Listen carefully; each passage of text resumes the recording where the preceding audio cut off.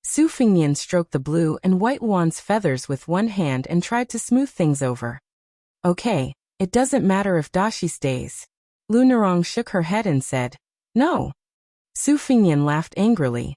Can you be in charge? If you can, the Fish Dragon Gang will fight to the death with the lieutenant under Yi's command, and the governor of the Dragon Eye County.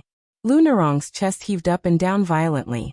One moment it was hills, and the next moment it was mountains. The scenery was beautiful and gentle. Fortunately, Su Fingnian had something to think about, and did not take advantage of her. Otherwise, there might be internal strife. Soon after, the Zhong Mansion's aide dressed as a scholar came forward to act as a lobbyist. His official rank was not high, and he was only a middle-level official of the 7th rank in the Dragon Eye County. However, with the title of Xuandalang, he was very arrogant and was not afraid of Wang Ji at all. He acted arrogantly and ordered Wang Ji around. His words were nothing more than telling Wang Ji not to cross the line and cross the river. He reminded General Wang who was in charge here. This annoyed Wang Ji and he let the armored soldiers capture and beat him up on the spot. This was equivalent to completely falling out with both the military and the government of the Dragon Eye County. Su Beiji sat beside Su Fingnian and watched coldly. He drank a mouthful of tea and sighed softly. These things should have been delayed by 1 or 2 years. Su Fingnian shook his head and said, There is a lack of time. Some stubborn diseases can be cured by scraping the bones and cutting the flesh. There is no need to treat them slowly. Can't you let me be a military officer for a few more days? Why do I have to be the governor on the bonfire so early? Capable people do more work. Next, the soldiers of the Dragon Eye County will rush over. Are we really going to have a war with carriages and horses? According to the military law, the great general of Huaihua has 800 bodyguards to protect him. He is the main character. I'm just afraid that these 800 elites won't come. Lu Nerong listened to these two people's riddle-like conversation. She was confused and didn't think too much about it. As for the words Governor General, she was preoccupied and didn't pay attention. Including Tang Zi's troops, there were a total of more than 1,000 soldiers surrounding the Fish Dragon Gang's dojo. A well-dressed aristocratic family's son held a Yixing clay teapot in his hand and walked into the dojo elegantly with only a few trusted subordinates. If it wasn't for his frivolous footsteps, he really would be able to make ordinary scholars clap their hands and applaud him. Without waiting for him to speak about sage principles, he was captured and tied up. This aristocratic family's son shouted that he was Zhong Qingxin, that he was the eldest son of the Zhong family's first wife. He didn't care about the famous teapot that was worth 100 taels of silver, and smashed it on the ground. There was an uproar inside and outside the Fish Dragon Gang. Wait a little longer. The sound of horse hooves finally came again. It was far louder than the clamor of the soldiers' footsteps. An old and sturdy general with a head full of white hair charged into the hall with a spear in one hand. He shouted angrily, Which family son of a bitch dares to behave atrociously in my territory? Su Fingnian put down the horsewhip and waved away the green and white wand. He slowly stood up and smiled. He put his fingers near his temples and tore off the skin on his face bit by bit. My surname is Su, the same as Su Xiao. My name is Fingnian. Chapter 700. The Fish Dragon Gang was on the decline these years, and it was difficult for them to continue. The younger generation of the Honghu sect and Lujian sect opened up a path of wealth, and became more prosperous day by day. Everyone in the Fish Dragon Gang said that there was a problem with the feng shui. Old gang leader Lu had no choice but to find a few experts in Dragon Eye County, who were good at feng shui to investigate. He spent a lot of money and did many remedial measures according to the experts, but there was still no improvement.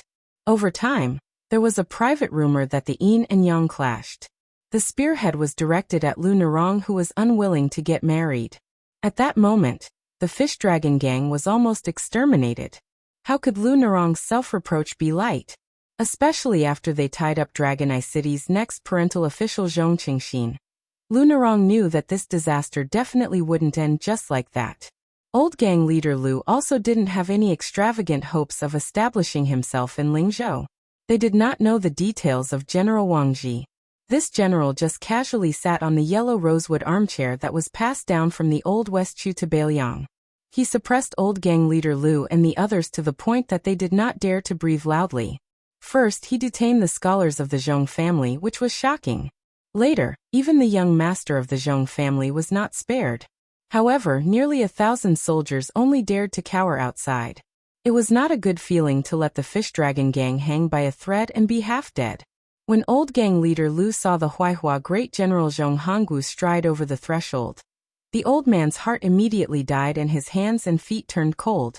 He did not think that after provoking the ruthless General Zhong in Beiliang, who could save the fish dragon gang, if he counted with his fingers, he could count them with one hand. Unfortunately, they were all high and mighty figures. For example, the king of Beiliang, Su Shao, Chen Jibao, who was conferred the title of king in Shu, the infamous Chu Lushan, and Yan Wenwan, who held the military power of Beiliang together with Zhong Hongwu. Old gang leader Lu had never seen them from afar in his life.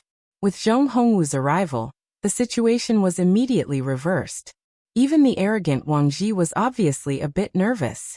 After all, the old man in front of him was the nominal commander of the hundreds of thousands of cavalry in Beiliang. He was one of the few talented generals in the Beiliang army. He had followed the army for 30 years and had accumulated many outstanding military achievements in the Spring and Autumn War. Wang Ji put down the teacup and held his breath. He still did not stand up. Zhong Qingxin, one of the few scholars in Beiliang, was wild with joy. He had never suffered such a big loss in his life. He was casually thrown onto the cold floor like a dumpling by an arrogant soldier. He constantly reminded himself that a soldier would rather be killed than humiliate himself. With great difficulty, he managed to hold back his tears and urine. However, Zhong Qingxin, who valued his reputation, could not resist Tang Zi's instigation. In addition, the eldest young master's brother-in-law, who indulged in debauchery, added fuel to the fire. He deliberately said that Wang Ji intended to use the Zhong residents to establish his power.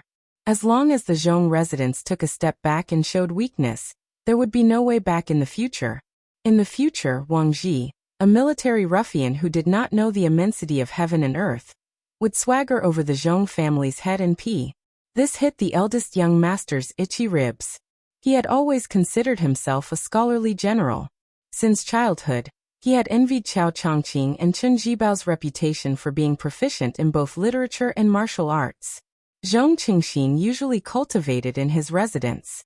In addition to playing the zither, chess, calligraphy, and painting, he also practiced swordsmanship or discussed the art of war with people at banquets. Everyone respected him as the only son of the Huaihua great general, and did not dare to refute him. They just flattered him. Zhong Qingxin became more and more remorseful. He once personally carved a cross with the words, "Born 20 years later," regretting not being born in the spring and autumn period. In the eyes of the scholar, this was just a light and funny private complaint. As an aide, he acted cautiously and was also good at acting. Since Zhong Qingxin insisted on having a taste of personally leading an army, he was happy to add fuel to the fire of the fish dragon gang. However, he did not expect Wang Ji to be so ruthless and directly capture him. He was surprised and secretly afraid, not because of Wang Ji's rude and unreasonable attitude, but because of the unreasonable calmness of the young people of the fish dragon gang. He looked down on the embroidered pillow Zhong Qingxin, but it did not mean that he looked down on all the disciples of the aristocratic families. Could it be that, as he had guessed, this was a meticulous premeditated scheme against the Zhong family? Was it Zhong Qingxin's position as the county chief of Longqing County? Or was it a bigger scheme? He originally thought that when the great general of Huaihua arrived with his spear, all the conspiracies would come to light. Then, like ice water, they would quickly melt under the great general's fiery power. Although Zhong Hongwu was angry with the king of Beiliang and resigned from his position as the commander of the cavalry, his salary was still there and his official rank was still there. Although his authority was somewhat damaged, he was not someone that ordinary people could provoke. He dared to assert that at this time, the old general who seemed to have fallen out of favor in front of the king of Beiliang was someone that even the military officer Yan Wenwan did not dare to openly criticize. The officialdom was just this interesting. Zhong Qingxin becoming the next county chief of Longyan County was a wake-up call to the entire officialdom of Beiliang. But the next scene was unforgettable for everyone in the hall. The white-haired young man slowly tore off the skin on his face, revealing a rarely seen handsome and feminine face, with a pair of peach blossom eyes. But the young master's appearance was elegant, and he had a kind of heroic demeanor that Zhong Qingxin would never have in his life. Su Xiao as in Su Xiao. When Wang Ji heard these words, he suddenly tightened his grip on his teacup. There was no doubt that Wang Ji was an extremely daring and truly talented martial artist.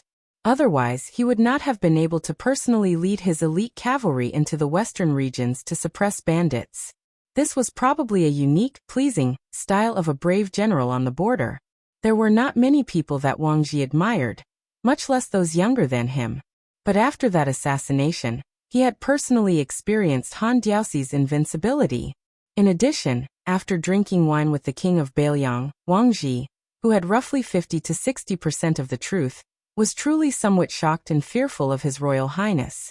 Wang Ji's 3,000 cavalry had only been able to kill Han Diaoxi alone. As for the 2,000 cavalry under the command of his colleague from the Sword Pavilion, He Yan, they had not been able to fight to the death. After Han Diaoxi had passed through the cavalry formation, Wang Ji and He Yan had tacitly agreed to withdraw from the battlefield. Neither of them had any intention of wasting their 10 to 20 years of effort in the western regions. But after the Battle of Iron Gate, as far as Wang Ji knew, the forces on the surface were Prince Zhao Kai's 200 imperial guards, and a dozen golden saber imperial bodyguards who had been hiding their strength. They were also protected by a female bodhisattva, who was a top-notch expert. Su Fengnian had actually led his personal guards to attack them directly. What if Zhao Kai and the imperial court had a backup plan? Wasn't Su Fengnian afraid that he would die in the battle? Afterwards, he would implicate the entire Beiliang and be labeled as a traitor. This did not seem like a young man who only wanted to be the king of Beiliang for 10 years. She was determined to fight with Chen Jibao for Prince Liang's position and prevent the imperial court from interfering in the west. She was determined to do both. Wang Ji took a deep breath, put on his armor and knelt down. His armor clanked loudly as he respectfully said, "General Wang Ji pays his respects to His Royal Highness." Old Chief Lu was at a complete loss. He was stunned on the spot. Lu Narong and Wang Dashi were even more incredulous. They did not believe that this young Master Su, who had nothing better to do than run to Beimang, was the Crown Prince of Beiliang. Chapter 701. Zhong Hongwu was indeed worthy of being the Huaihua great general who had followed Ren Tu for half of his life. When he suddenly saw the young heir after so many years, he was only a little surprised and did not have the slightest bit of fear.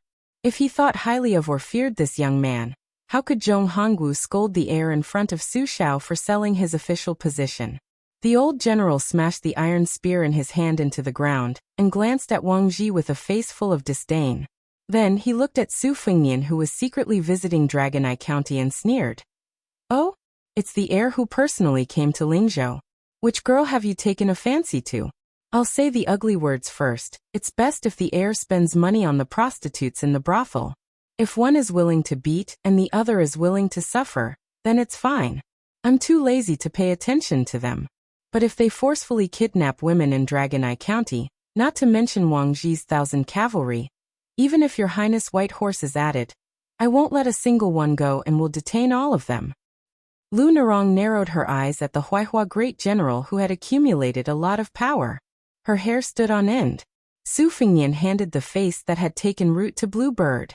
He looked at Zhong Hongwu, who was like a tiger that refused to fall. He smiled gently. "Don't keep saying this, General. You're already an old man who has taken off your armor and returned to the fields. Just peacefully enjoy the rest of your life."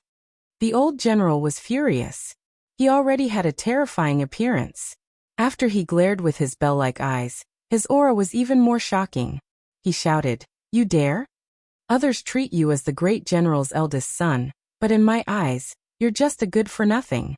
Look at your absurd actions for the past 10 years. Handing the Beiliang to you is like child's play. You're lucky that you're not my descendant. Otherwise, I would have personally used a rod to break your limbs and not let you go out and do evil." Su Fengnian dismissed it with a smile. The identity of Beiliang's heir was set in stone. Lu Narong and Wang Dashi looked at each other in dismay. Zhong Qingxin was cowardly by nature. When he heard that it was the heir, Su Fengnian, Even if Zhong Hongwu was overseeing things, he still quietly swallowed a mouthful of saliva.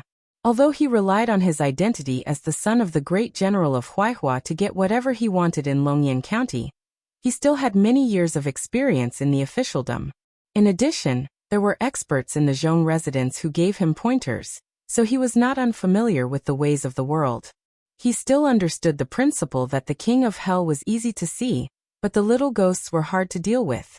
In fact, Zhong Qingxin was secretly disgusted with his father for going against the king of Bailiang and resigning from his official post, incurring a grudge against the future king of Bailiang. He also did not understand. If Chen Jibao had not taken the initiative to leave Bailiang, this white-clothed war saint would still have a firm grasp of victory. Zhong Qingxin could still agree with his father's attitude. Zhong Qingxin also read many pages of bloody history books. Among them, the change of dynasties was the best time for heads to roll. Zhong Qingxin did not want this kind of precedent to be set on the Zhong family.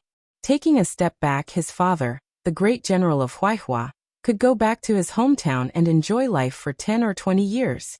He himself still had more than half of his life to climb in the officialdom. When Su Fengnian became the king of Bailiang, even if he was not implicated, wouldn't he have to obediently die of old age in this mediocre position of the county chief of Longyan County? He, Zhong Qingxin, had always regarded the next administrator as a national treasure in his pocket. In the hall, Lu Nerong was the most confused and bewildered. That relative of the steward of the Lingzhou general's residence who was spat on in front of the Fish Dragon gang's escorts?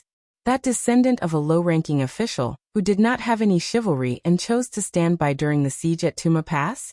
That cold and eccentric person who only talked to Wang Dashi? That slippery young master who called himself uncle and nephew in Luqing and chatted happily? That ruffian who only warmed people's hearts when he bargained with the water seller at Yanhui Pass? That dog-shit Jianghu person who carried a saber, but did not use it even once? How could he be the hereditary Shitzi of Bailiang? His surname was Su, but how could he be that Su Fengnian whom she should not have interacted with in this lifetime? The great general of Huaihua took Su Fengnian's smile as a matter of course and flinched. He waved his hand and ordered, "Release them." Su Fengnian glanced at Zhong Qingxin and the Zhong family scribes, then turned back to look at Zhong Hongwu. Why? Zhong Hongwu was so angry that he laughed. Who do you think you are? Even if the great general is here, I will make you obediently release them. Wang Ji, who had been kneeling on the ground, raised his head and said sternly, Zhong Hongwu, don't take advantage of your seniority. This general can flatten the little Longyan County with 1,000 cavalry. Zhong Hongwu did not even look at Wang Ji. He only crossed his arms and said arrogantly, Are you worthy of speaking to me? Brat surnamed Wang, you also paid Su Fengnian to buy your official title, didn't you? Do you dare to take a trip to the Liangmang border? Be careful. Don't be so scared that your legs go soft when you see the Bailiang cavalry charging. Wang Ji was expressionless. He said coldly, Zhong Hongwu, I respect that you and my father are colleagues. If you humiliate me again, I, Wang Ji, will definitely make you suffer in the future. Zhong Hongwu laughed loudly. Your father? Surnamed Wang? Let this old man think about it. Zhong Hongwu restrained his smile and paused for a moment. He turned his head and said mockingly, In the Bailiang army, there really hasn't been a general surnamed Wang who has caught my eye in these 30 years. Who does that useless father of yours think he is? Wang Ji gritted his teeth and did not say anything. Su Fengnian looked coldly at Zhong Hongwu's domineering attitude. In the Bailiang army, there were many small leaders. Zhong Hongwu had been the commander of the cavalry for nearly 10 years. Among the old generals of his generation, only Yan Wenwan could compare to him in terms of military achievements and prestige. Zhong Hongwu was fully deserving of the title of King of a Mountain. Together with Chen Jibao's line of youths, the three of them restrained each other. Apart from the Great Snow Dragon Cavalry and the Long Xiang Army, most of the power in the Bailiang Army was divided among the three. Among the three of them, of course, the number one Bailiang Protector General Chen Jibao was the leader. Yan Wenwan followed closely behind. The power under old General Yan's command was slightly less than Zhong Hongwu's, but he was far better than Zhong Hongwu, who had a fiery personality. He knew how to manage and cultivate people. and his direct line of descent climbed up the ranks faster than Zhong Hongwu's. Excluding the 80 or so officers with real power, Yan Wenwan had close to 30 people under his command, which was far more than Zhong Hongwu's 10 people. However, the more this was the case, the more Zhong Hongwu did not understand the rules. For so many years, Su Xiao had been tolerating him. After Zhong Hongwu reprimanded Wang Ji, he turned to Su Fengnian and sneered, "Crown Prince, why don't you untie him yourself? Otherwise, I'll go to the prince's mansion and scold you in front of the Grand General." Su Fengnian, who had been smiling, heard this. His eyes were as cold as water. His tone was slightly surprised. "Oh," Zhong Hongwu retorted. "What else do you think you're going to do? You're going to follow me to the prince's mansion to beg for forgiveness?" Su Fengnian gripped his horsewhip and said to old Chief Lu and the other outsiders who were treading on thin ice, "I'll have to trouble old Chief Lu to leave for a moment." Zhong Hongwu laughed fiercely. "No need. You're the one who threw your face on the ground. Don't blame outsiders for stepping on you." Su Fengnian didn't insist. He laughed. "I heard that Zhong Hongwu is a true second-level martial master? Invincible in the spring and autumn period?" Zhong Hongwu gripped the iron spear that stood upright on the ground. "Beating up Su Fengnian 200 times is not a problem." Chen Shiliang frowned and clasped his fingers. Su Beiji smiled knowingly. Chen Shiliang saw Su Beiji's relaxed expression from the corner of his eye. He quietly loosened his fingers. Su Fengnian nodded. "Okay, then I'll ask for advice." Zhong Hongwu heard this and looked around. He shook his head and laughed. "Let that little girl in green fight for you? Or let your henchman Wang Ji do it?" Su Fengnian, "Oh Su Fengnian, why don't you let them help you become the king of Bailiang?" Su Fengnian lowered one hand and extended the other. His sleeve swept in front of him. 12 flying swords hovered in the air. They were of different lengths and colors. Su Fengnian flicked one of the flying swords and whispered, "Taya! Kill the second lieutenant of the hall." The first sword passed through the head. The second time he flicked the flying sword, Peach Blossom. "Kill Tang Zi, the lieutenant of Yi." The third time he flicked the flying sword, Xian Lei. "Kill Tang Duan, the Zhong Mansion's aide." The scholar died in the same way as the second lieutenant in the hall. He died on the spot. Zhong Hongwu's robust body trembled. He let go of the iron spear and slowly lowered his head with great difficulty. He whispered, "Greetings to His Royal Highness." The fourth sword. Su Fengnian put his finger on the flying sword. "This sword is Huang Tong." He looked at the pale-faced Zhong Hongwu and asked, "Kill Zhong Qingxin?" Zhong Hongwu raised his head slightly. His eyes were mixed with many emotions: fury, malice, resentment. There was also a trace of reverence that he had never felt before. Su Fengnian said calmly, "With so many remaining swords, it should be enough to kill the disrespectful Zhong Hongwu." Huaihua Great General Zhong Hongwu knelt down heavily. Zhong Hongwu greets His Royal Highness. Chapter 702. The 2 chapters have a total of more than 9,000 words. There will be another chapter at around 12 o'clock to make up for yesterday's break. P.S. End of the 2nd volume. Huaihua Great General's kneeling. It was simply kneeling heavily in the hearts of old gang leader Lu and Lu Nerong, who had just risen to power. Zhong Hongwu lowered his head to look at the ground. The old man was afraid of this young man's proficient flying sword technique, but what really scared him was this heir's absurdity. Zhong Hongwu clearly remembered that after the old emperor passed away, the young Su Fengnian sang and danced on Mount Qingliang to celebrate peace. The entire city could see the brightly lit lanterns and hear the brilliant spirit-suppressing song. Zhong Hongwu had lived a military life and respected Chen Jibao, but he was not afraid of the white-clothed war saint who never appeared in the world with plum wine. Zhong Hongwu had competed with Yan Wenwan for power for many years, so he was not afraid of this gloomy infantry commander, because these people were all opponents who followed the rules.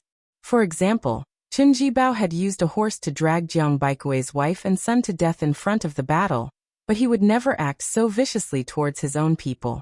Yan Wenwan would secretly dig a trap for Zhong Hongwu, but she would never tear off all pretense of cordiality. Even a bastard like Chu Lushan, when they met on the surface, he would always smile and appear harmless to humans and animals. But Su Fengnian was different. Zhong Hongwu simply did not know where his bottom line was. This was the most terrifying aspect. If this guy really rode his sword and killed his only son, Zhong Qingxin, or even killed Zhong Hongwu, who was in the gutter, could the king of Beiliang kill his legitimate eldest son to pay for the Zhong family's life? Zhong Hongwu was regarded by the upper echelons of Beiliang's officialdom as ignorant of the ways of the world. His cultivation was not as good as Yan Wenwan's, but that was only relative. If Zhong Hongwu was just a military brute who relied on favor and arrogance, he would not have reached the high position of cavalry commander. But today's humiliation was the first time in his life he had seen such humiliation. Zhong Hongwu had already decided that after today, he would return to the Beiliang army, hold the tiger tally in his hand, and have a good fight with His Royal Highness again. If you want to be the king of Beiliang, I can't stop you. But if you want to be the king of Beiliang to your heart's content, you have to go through me, Zhong Hongwu, and the hundreds of thousands of steel cavalry behind me first. Even though this second-level Huaihua great general was furious and said that he could defeat 200 Su Fengnian, at the same time, he played a trick and used words to block the young heir. In the hall, Su Fengnian, Su Beiji, Chen Xiliang, Bluebird, and Wang Ji were 5 people. It was obvious that the 2 weak scholars were not worth mentioning. If Su Fengnian let Bluebird or Cavalry General Wang Ji fight, it would be tantamount to admitting that he could let someone else do everything for him. He might as well just let some random person be the king of Beiliang. It was obvious that Zhong Hongwu was not the kind of general with a one-track mind. Unfortunately, after Dong Tai of the Wu family's sword tomb, there was another freak who had mastered sword cultivation. No matter how good his calculations were, it was useless. Zhong Hongwu was not conceited enough to confront a freak who could control swords for 12 times. In other words, if he lost to Yan Wenwan, Zhong Hongwu would admit defeat. If he died in the hands of Chen Jibao who killed Spear Fairy Wang Xiao, it would be a glorious death. But if he died in this shabby place and in the hands of Su Fengnian, what would that be? Su Fengnian put his sword back into his sleeve and went to help Zhong Hongwu. When the old general slowly got up, he said softly in a voice that only the two of them could hear, "Do you want to go back and continue to be the Huaihua great general? Maybe it's too late. Yuan Zuozong will soon replace your position as the cavalry commander. As for Chen Jibao's vacant position as the governor of Beiliang, you and Yan Wenwan can forget about it." This was too much. This was a vicious method to remove the firewood from under the cauldron. Zhong Hongwu glared at the young heir who he had always disliked and said in a low voice, "Can Yuan Zuozong really convince the public? Isn't the heir taking it for granted?" The implication was that he, Zhong Hongwu, had been the only bodhisattva worshipped in this big temple for more than 10 years. He had countless disciples and disciples. The direct descendants were all led by the Huaihua great general. Yuan Zuozong might have enough prestige in the great snow dragon cavalry, but in the hundreds of thousands of cavalry, he might not be able to do so. Su Fengnian smiled and said, "Zhong Hongwu, I know you want to complain to Su Shao. Don't worry, I will make sure you can't even enter the gate of Beiliang Palace." Zhong Hongwu said a few words in a low voice. Su Fengnian continued, "You may be thinking that my actions are destined to disappoint the soldiers of Northern Liang. At that time, you can arrange your subordinates to incite incessant clamor for you to return to the army. You can rest assured that if anyone dares to speak nonsense, Yuan Zuozong will take advantage of the situation and kick them out of the Northern Liang army. He is worried that there is no place to place Dang Yu's confidants." Zhong Hongwu's expression changed slightly. This time, for the first time, he began to really look at this young man who he had looked down on since he was born. Su Fengnian waved his sleeve and said to Wang Ji with a smile, "General Wang, why don't you untie young Master Zhong and help him up?" This casual wave of the sleeve had already frightened Zhong Qingxin, who was like a bird startled by the twang of a bow. He lay on the ground and cried, "Your Highness, you don't have to untie me.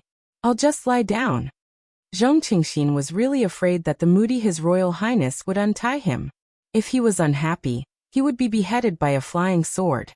It was safer to lie on the ground and pretend to be dead. Complaints and revenge would have to wait until he safely returned to the Zhong manor.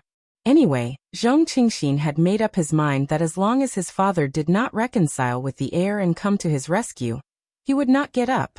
Su Fengnian smiled and said, Your son seems to be the same as me. Why didn't you break his arms and legs, so that he wouldn't run out and make a fool of himself? Zhong Hongwu's face was ashen. He did not say a word. Su Fingnian patted Zhong Hongwu's shoulder in an extremely unruly manner. I won't see you off. Remember to collect the corpse with young Master Zhong. Zhong Hongwu went to untie Zhong Qingxin with a dark face. He then picked up the corpse of his good friend's son, Tang Duan. As for the second lieutenant, he did not even look at him. Before Zhong Hongwu left the hall, he wanted to pull out his iron spear. Su Fingnian said flatly, "Stay." Zhong Hongwu turned his head and glanced at His Royal Highness, who did not give him any way out. He narrowed his eyes and smiled. Zhong Qingxin was startled. He did not care about his father's expression and hurriedly turned around and bowed. He flattered. I heard that your highness's poetry is outstanding. I have an ancient inkstone in my manor called 108. It makes no sound when touched, and it does not damage the ink. When I return, I will have someone give it to your highness to play with. Su Fingnian lived up to his reputation as the chief dandy of Bailiang. He smiled and said, Your eyesight is better than your father's. Originally, you could forget about being the county chief of Longqing County. Seeing that you are tactful, I will take up the position today. Bailiang's geography was long and narrow. Compared to the people of Gangnam-do, the number of registered households in the prefecture was a bit shabby. Therefore, there was no need for local people to go out and become officials. It was funny to say that Su Xiao had personally destroyed the foundation of the Chuanqiu clan. Within the borders of Bailiang, which did not have a vast territory, there were no less than 20 embryonic aristocratic families in just 20 years. Those few local aristocratic families in Bailiang all chose to marry into the noble families. They were powerful and tyrannical. Chen Xiuyang's so-called salt and iron protection, which made the official position of lieutenant, yet a non-existent official, was due to their contribution. The father and son walked out of the fish dragon gang. Tang Ziyi's corpse was lying on the sand of the martial arts center. No one cared about it. Zhong Qingxin did not care about etiquette and walked in front of Zhong Hongwu. He was really afraid that a sword would pierce through his heart from behind. He practiced the sword purely for his own entertainment, but because of his family background, he knew that there were excellent flying sword techniques in the world. Among the retainers in the residence, there were two famous swordsmen. They often argued about whether Li Chuangong's sword spirit was stronger or Dong Tai's flying sword killing technique was better. As for the two swordsmen themselves, they put everything on the line and insisted on riding their swords. A few feet was the limit of their cultivation. This time, seeing Su Fingnian's 12 imperial swords kill people without leaving a trace was really an eye-opener for Zhong Qingxin. If it were any other time, he would have invited him into the residence to drink and have a good time. There was no harm in choosing any of those beautiful maids with swaying bodies. Zhong Qingxin sat in the carriage and finally felt relieved. He leaned against the wall of the carriage and asked carefully, Father, what should I do? Should I be the county chief of Longqing County? Zhong Hongwu sneered. Of course I'm not. This is what the great general bestowed to the Zhong family. It's not up to Su Fingnian to decide. Zhong Qingxin did not agree with this far-fetched statement, but he did not dare to talk back. When he saw Tang Duan's corpse, he quickly shrank back and moved further away. Zhong Hongwu saw this action and sighed in his heart. There was a reason why he did not allow his only son to join the army. Other than spoiling him when he was young, he naturally did not want Zhong Qingxin to go to the border to take risks and fight. It would be better to let those soldiers who lacked military achievements do it. As the Huaihua Great General, one of the top 5 in power in Bailiang, there was no need for him to add flowers to brocade. Other than this selfishness, it was also because Zhong Hongwu could see the general trend of the next 20 years better than anyone else. Now that the military was in control of the government, the drawbacks were gradually showing. Those county chiefs were destined to be replaced by literati. He did not expect the king of Bailiang to emphasize the civil and suppress the military, but at the very least, the civil and military sides would enter a delicate balance. This had always been the trend after the world was at peace. It was not something the great general alone could stop. Even if he was the king of Bailiang, Su Xiao or Ren Tu, he was no exception. Zhong Qingxin suddenly felt sorry for his precious 108 inkstone, which he cared about more than he cared about his concubine. He asked timidly, "Should I still send the ancient inkstone?" Chapter 703. Zhong Hongwu glared at him. Zhong Qingxin laughed awkwardly and said, "I won't see you off." Zhong Hongwu punched the carriage and said in a low voice, "Your Su Fengnian is not particular, so don't blame me for not doing things properly." Zhong Qingxin was stunned. He didn't look at the corpse that he had drunk and enjoyed with yesterday. He moved closer and asked, "Father, are you rebelling?" Zhong Hongwu was angry that he didn't fight. He calmed his breathing and asked, "The great general can tolerate civil officials betraying Bailiang, but how many generals have you seen that can live to betray Bailiang?" Zhong Qingxin lowered his head and muttered, "How would I know?" Zhong Hongwu raised his hand and was about to slap him, but he stopped for a moment and didn't slap him. He retracted his hand and said slowly, "There has never been an undefeated general in the world. Jiang Baikue of the 13 armors of spring and autumn was one, but in the Battle of Western Fortress, his family was destroyed and his country was destroyed. He lost everything. This is the great general's strength. He can rise from a fall, and can even climb back up. Zhong Hongwu lost this battle today, because he was too careless. It's not a big deal." Zhong Qingxin's mind turned quickly. He had a flash of inspiration and exclaimed, "Father, are you going to join hands with Yan Wenwan, that old fox with a belly full of evil tricks?" Zhong Hongwu smiled in relief. He didn't nod or shake his head. It was enough for the father and son to know about this. The carriage suddenly stopped. Zhong Hongwu lifted the curtain. A horse galloped over. Wang Ji pointed his scabbard at the Huaihua great general who had been snubbed today. Zhong Hongwu, remember this. Zhong Hongwu laughed it off. He was about to put down the curtain when he hesitated. "Who is your father?" Wang Ji sneered. "Wang Shixiu."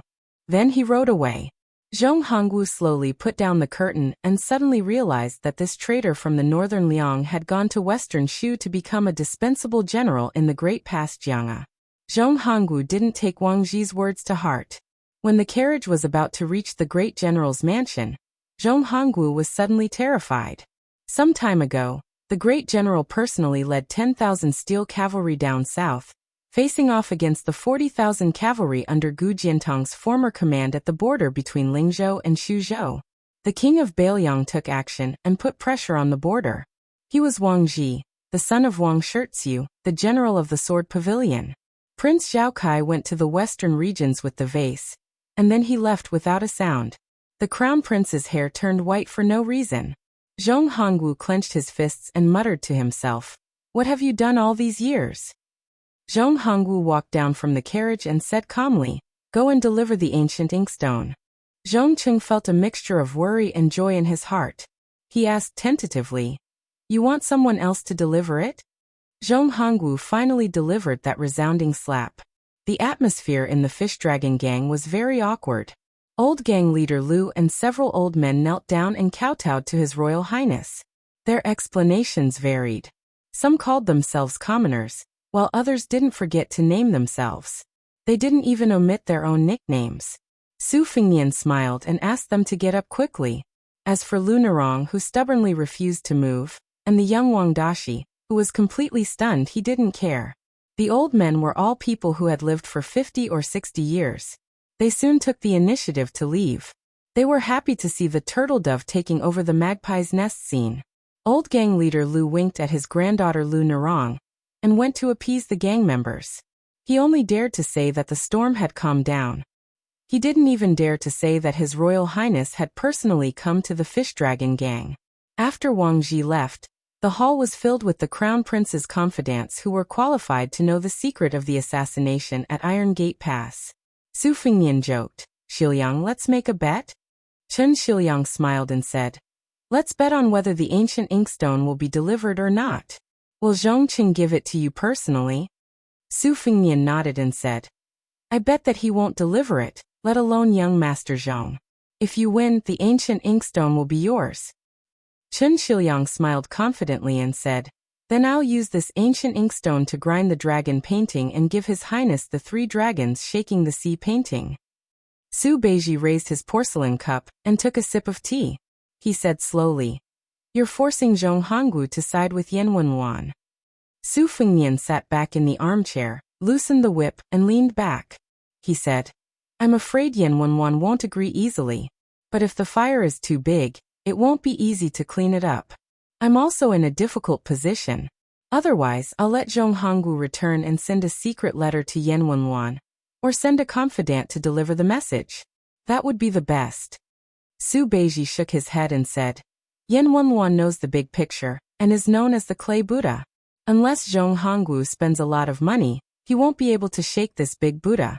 If he was still the powerful Huaihua great general, then there would be some possibility. Now that he's lost his power and fallen into the water, I'm afraid it'll be very difficult to drag the clay Buddha down with him. Su Fengnian said shamelessly, where there's a will, there's a way. We have to believe in Zhong Hongwu's ability. Su Xiao had previously asked Su Beiji and Chen Xilyang to submit secret memorials regarding the change in Beiliang's military structure. The two of them took different routes to achieve the same goal. Both of them wanted to cut the Gordian knot and directly start with the top brass. Chu Lushan, as the protector general of Beiliang, made an exception to promote a large number of young and strong officers.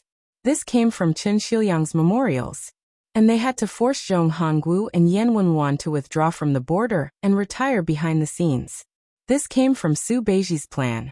The general outline was that if you don't withdraw, I'll make you have no choice but to withdraw.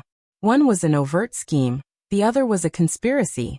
Wang Dashi wanted to say something but stopped, not daring to interrupt. Su Fengnian turned his head and laughed. What's wrong? Wang Dashi realized in hindsight and blushed. He asked, Young Master Su, are you really Beiliang's His Royal Highness? Su Fengnian teased. Am I not allowed to roam the Jianghu like you? The youth scratched his head and laughed foolishly. You can. Su Fengnian laughed and asked, How's your practice of the fist technique I taught you? Wang Dashi blushed and said, I practice it every day. But young Master Su, oh no, His Royal Highness, you know I'm stupid. I can't practice it well. Su Fengnian laughed and said, You're smart, so I won't teach you this fist technique. Oh right, let me tell you, this fist technique was created by Wudong's Hong Shixiang. He's not smart, so you're very suitable to learn it. Wang Dashi was stupefied beyond words. Wudong's sect leader Hong Shixiang was an immortal who rode a crane down to Jiangnan and used a flying sword to suppress dragons and tigers. Sect leader Hong wasn't smart enough? Wang Dashi, who was indeed not very smart, was even more confused. The teapot and tea set were placed beside him. Su Fengnian turned over a teacup and poured a cup. He stood up and handed it to Lu Nerong, who was standing opposite him. Sit down and drink. Lu Nerong took the teacup but didn't sit down. She said with a sad face, I don't dare. Su Fengnian glanced at her. The Fish Dragon Gang will hang the flag tomorrow. That Wang Ji will support you. Lu Nerong bit her lip and shook her head. Su Fengnian had been with her for a long time. He knew that she liked to be stubborn, so he didn't find it strange. He didn't make things difficult for this Jianghu girl. He said goodbye and walked to the door of the hall. Before crossing the threshold, he whispered something to Bluebird. Then Lu Nerong saw a copper coin thrown from afar. This time, Lu Nerong didn't deliberately turn a blind eye to it like last time on the hillside with thousands of miles of yellow sand. Instead, she caught the copper coin. That time, Su Fengnian explained some principles to her, and said that one should be outwardly but inwardly. Lu Nerong lowered her head and said, The Fish Dragon Gang will hang the flag. Su Fengnian had already walked far away. Wang Dashi asked softly, Miss, are we never going to see young Master Su again? Lu Nerong nodded. Wang Dashi ran to the door. The grateful youth was full of sorrow. Sitting in the small carriage on the street, Su Fengnian said to Su Beiji, I originally wanted you to be the county chief of Longqing County to discuss the Zhong family. But after thinking about it, I decided not to let Zhong Qingxin be the county chief of Longqing County. It seems more disgusting. In fact, putting aside the disgusting people, you are like a carp jumping over the Dragon Gate. The more you jump over the Dragon Gate, the more exaggerated the better. Su Beiji looked straight ahead and smiled. Forget about me. Chen Xilyang frowned. Speaking was like looking at tea in a cup. like drawing a dragon on a piece of paper. Only when there was white space would there be lingering charm. Su Beiji's hidden meaning was clear to the three people in the carriage. Su Beiji did not want to be this carp. He was more than happy to be a wild carp in the river. Thus, he could only let Chen Shiliang, who was like a house carp in the tide Hark Lake, be the remaining one. Who was higher and who was lower, the distance tested the horse's strength. Su Fengnian did not seem to notice the undercurrent in the carriage at all. He smiled and said, I just realized that these years of being a hedonistic son of rich parents were not in vain. Now no matter what unreasonable actions I do, outsiders will not be surprised. The human heart is like a bowstring. The bow that is Baoyang has been pulled wide enough. Before the carriage left the city, Su Beiji was about to get off and did not see him off. Zhong Qingxin ordered dozens of retainer cavalry to follow from afar, and came to deliver the famous inkstone. Inside the carriage, Chen Shiliang received the priceless inkstone. Outside the carriage, Su Beiji tactfully declined the prefectural governor Zhong Qingxin's gift of a famous horse. The latter did not dare to leave on the horse. He led the horse forward and walked side by side with this trusted aide of His Royal Highness. After a moment of conversation, Zhong Qingxin sincerely bowed in admiration. Chen Shiliang put down the sandalwood box and asked calmly, When will the world know that your highness personally killed the mountain chieftain of Mount Bubaring, 5th raccoon? Su Fengnian glanced at him and laughed. You clearly know the answer, yet you still ask me. Chen Shiliang's lips twitched. That day, a shocking secret spread out from Dragon Eye County to the entire northern Liang store with the force of a single spark setting the prairie ablaze. Crown Prince Su Fengnian personally cut off the head of Beimang's northern court great king, Su Huainan, by the Ruoshui. He also personally cut off 5th Raccoon's head in the Ruren Mountains. And no one doubted these two earth-shattering things. Because the one who spoke was Su Huainan's grandson Su Beiji. 2 heads. Yixinliang. ### Yixinliang. Chapter 704. This was an eventful period. But for the common people who were used to a peaceful life, it was just a few more things to talk about after a meal. They could not see the storm coming, so they would not be worried. After Su Fengnian returned from Beimang to Baoyang, he had first rushed to Iron Gate Pass to kill Zhao Kai. After returning to the Wangfu, he had to take care of Su Weisheng. Then he started to use Su Weisheng and Chen Chongqing's strategies to pave the way. Today, he finally carried a pot of green ant wine up the stairs. It was not that he could not squeeze out time to go to Tide Listening Pavilion earlier, but Su Fengnian did not dare to do so. When he was young, his legs were weak, but he could climb up and down Tide Listening Pavilion quickly. Now, even though his cultivation had dropped, he still had second-level internal power, but he walked so slowly. The withered man who had sat on the top of the pavilion for almost 20 years did not smile. After the death of Baoyang's chief strategist Zhao Chongling, he who had been suppressed, should have been the time to rise up, become familiar with the Liang dynasty, improve further, and leave behind an important comment in history. But he remained in seclusion there. Why? Wasn't it all for the sake of having a name that would go down in history after death for the sake of a wise ruler? Li Yishan died without a grave, and without a stele. Su Shao personally brought a jar of ashes to the border to scatter. According to Li Yishan, it was his fate to die without a grave. Also, he thought that since he would not see Su Shao lead troops to Beimang in his lifetime, he wanted to quietly look north after death, and let that disciple he did not admit to complete it. Su Shao did not tell Su Fengnian about this, but how could Su Fengnian not know? Su Fengnian pushed open the thin door of the pavilion. It was dark and gloomy. He placed the green ant wine on the desk, and lit the copper oil lamp at the corner of the desk. There was an ordinary and lonely brush hanging from the brush holder. Unlike the messy books on the floor in the past, Su Shao had probably organized them personally. But the room seemed even more empty and lonely. When he was young, Su Fengnian had been afraid of this place. He had to study history with this man who was half a master, and play chess with him. If he did not like it, he would be beaten up. Most importantly, he could not complain to anyone. He had to watch him drink and listen to his coughs as though he would die of drunkenness in the next moment. In the empty space of the desk under Su Fengnian's feet, there was a chess stool with vague engravings and 2 boxes of black and white chess pieces. He bent down and moved them to the surface of the desk. In the past, In order to test and improve the young Su Fengnian's memory, the master and disciple both raised their hands and pointed at each other in the air to play chess. They rarely used the chess stool anymore. Su Fengnian opened the chess box and took out a handful of black chess pieces. There was one person missing from the opposite side. In the past, Su Fengnian was often missing. This time, Li Yishan was missing. In the future, there would be fewer and fewer people. Su Fengnian said softly. Chen Jibao went to Western Shu alone without a single soldier. I have made such an enemy. I have made master worry. Chen Jibao left without any attachments. But his trusted subordinates who were willing to die for him, almost 100 of them left. I told Su Xiao not to stop them. If you want to scold them, then scold them. In the future, if by any chance he lost, there would be unofficial history saying that the second muddle-headed king of Bailiang let the tiger return to the mountain. Let 100 riders enter Shu. Su Fengnian was indeed unable to bear such a big responsibility. Chen Jibao's talent in generals is only inferior to Su Zhao's. His talent in generals and soldiers is unrivaled in the world.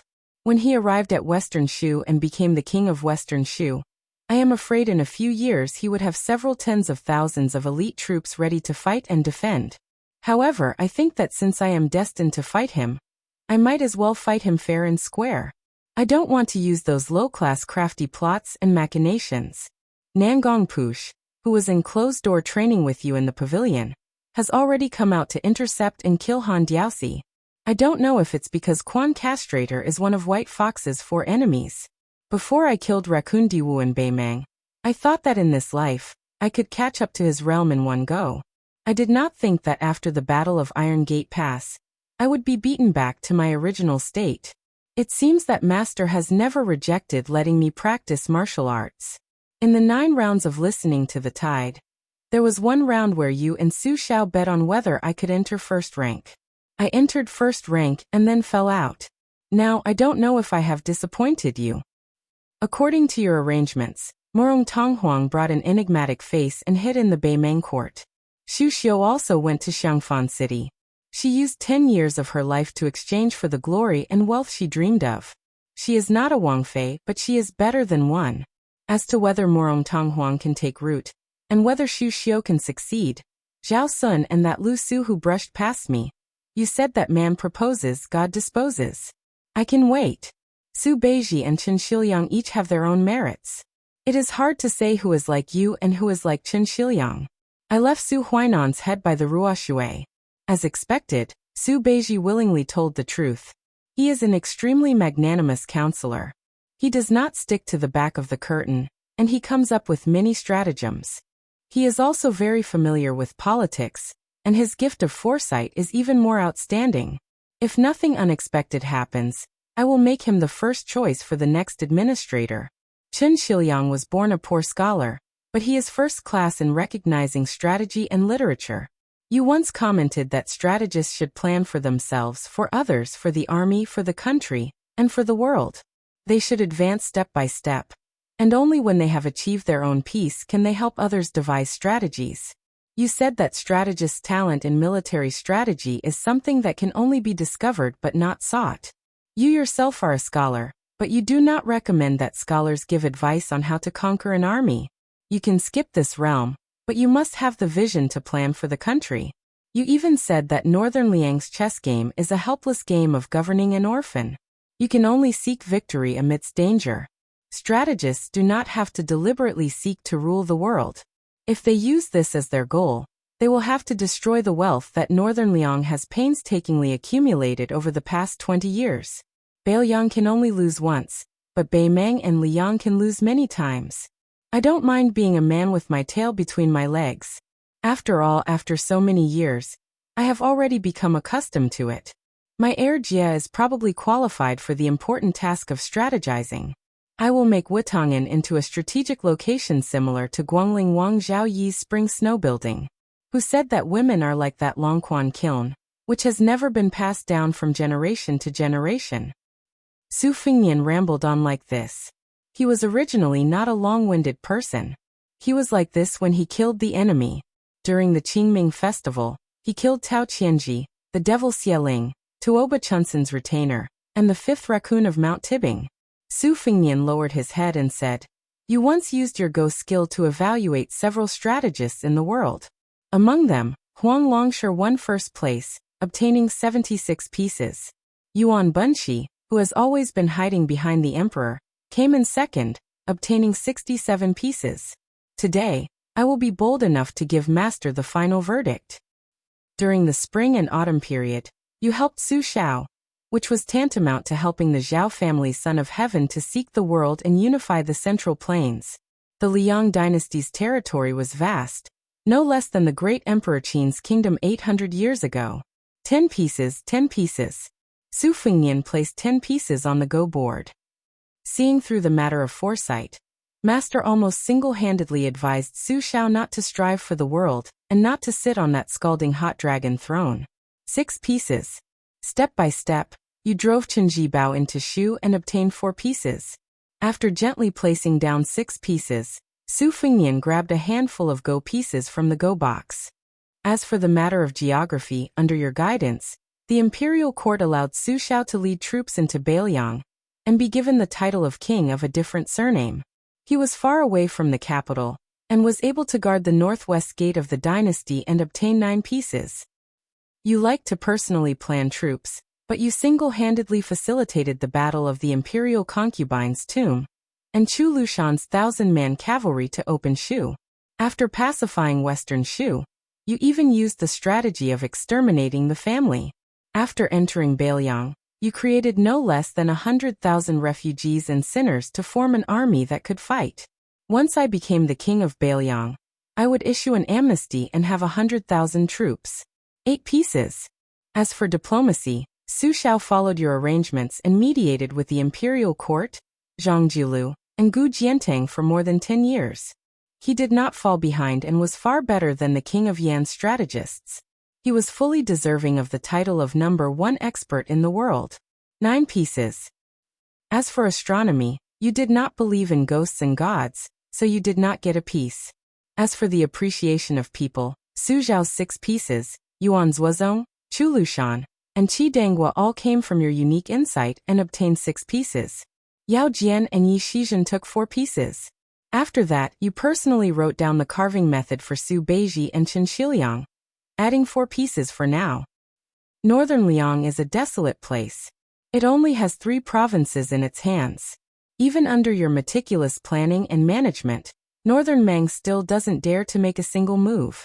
Moreover, you've successfully obtained the hereditary title for Su Xiao, giving an idiot like me the chance to become the Northern Liang king and obtain 8 sons. There were a full 60 pieces on the chessboard.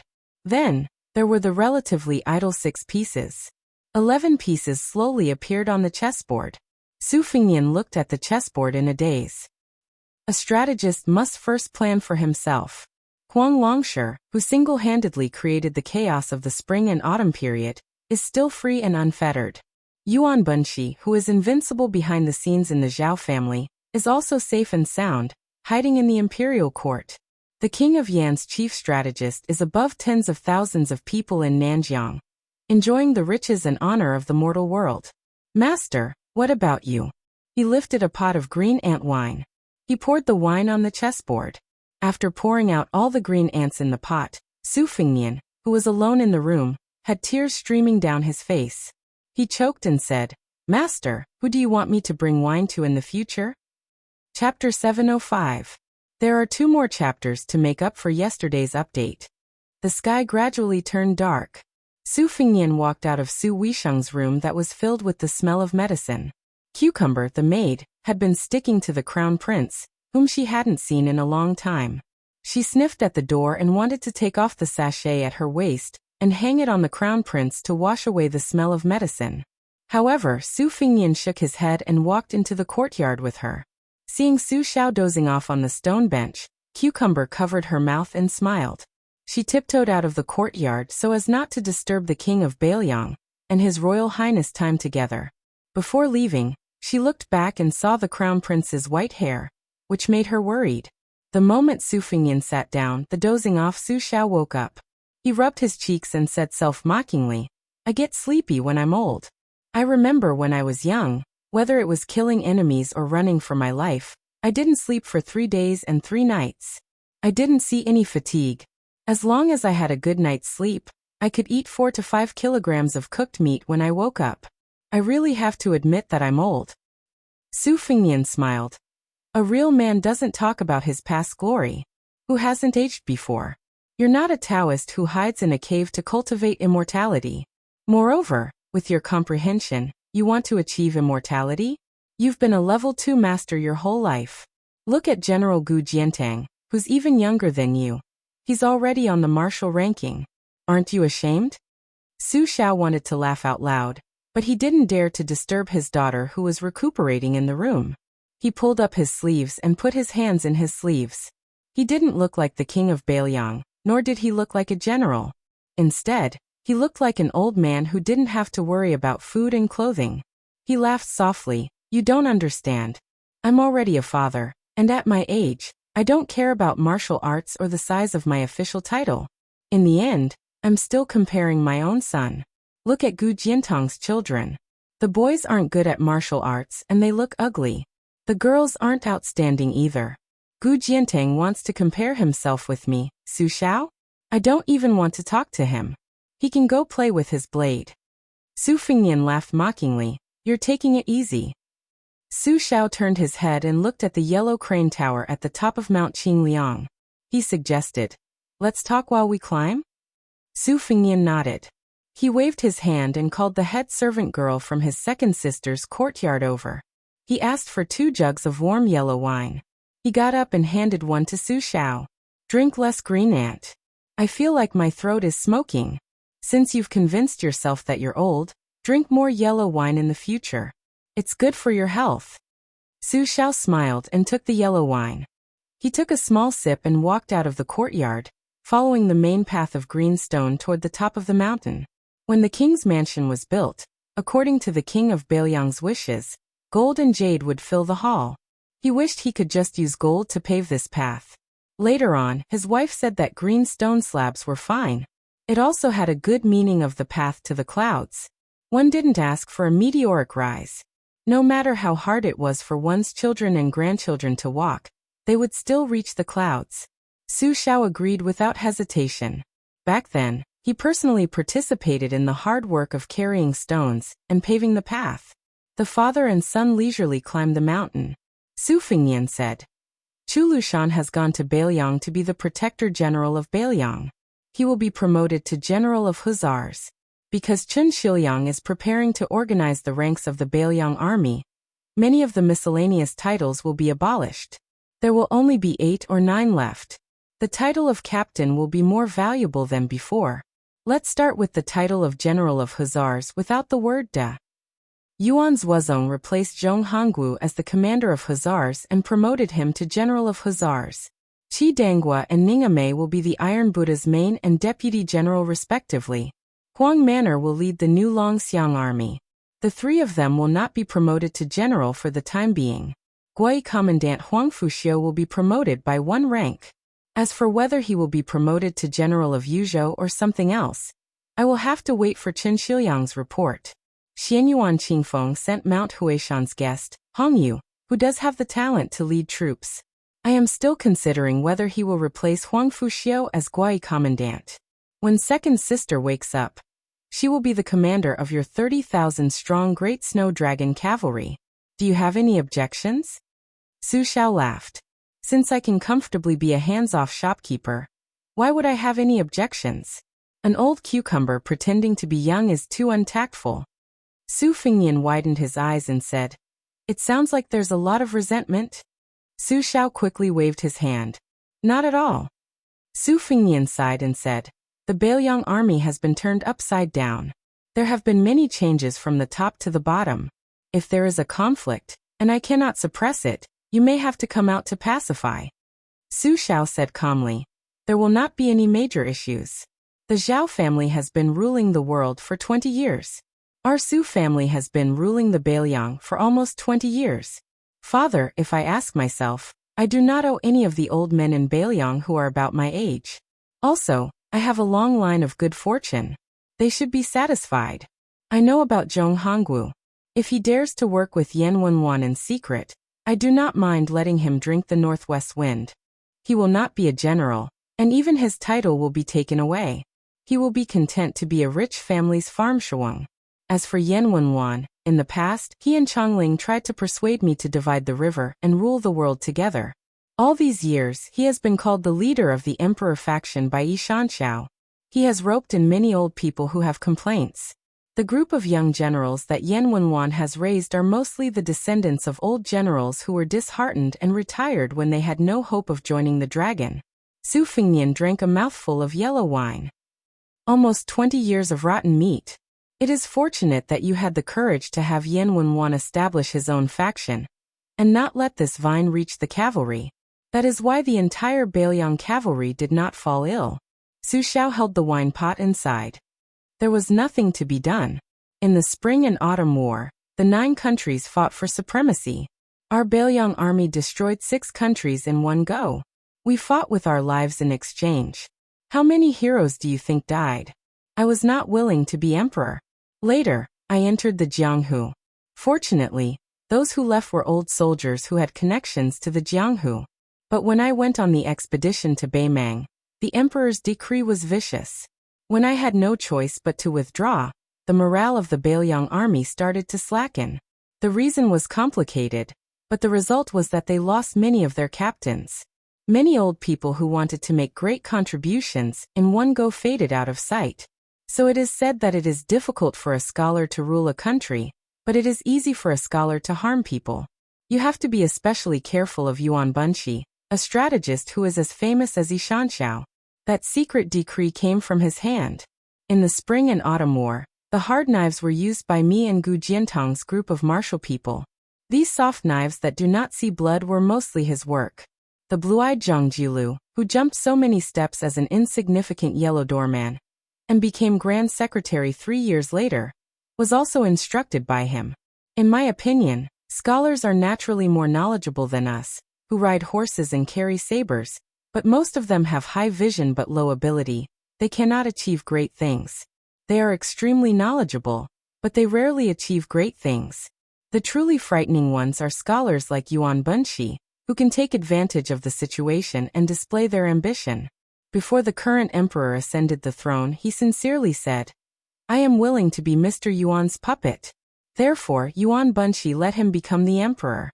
Zhao Heng, that woman, must have hated this Mr. Yuan, who made her lose the dragon throne. Haha, that resentful woman, Zhao Heng, before she died, it was rare for her to be a man. He used his death in exchange for Zhao Sun's hereditary succession. If he had this kind of mentality 20 years ago, there would be no such thing as the current emperor. That blind man called Lu Su, his eyes are blind, but his heart is lively. He wrote 2 strategies and 14 strategies beautifully. Even I can understand it. I heard you played chess with him at Yongxiali? Why didn't you directly capture him and make him Bailiang's strategist? Chapter 706. Su Fengnian shook his head. I didn't have time to take care of him at the time. Of course, the main reason was that I didn't believe in my luck, so I missed the opportunity. There are some regrets, but I don't really regret it. I've experienced Zhao Sun's ability as king of Jing'an. He's very good at enduring, but he's still not as good as his father.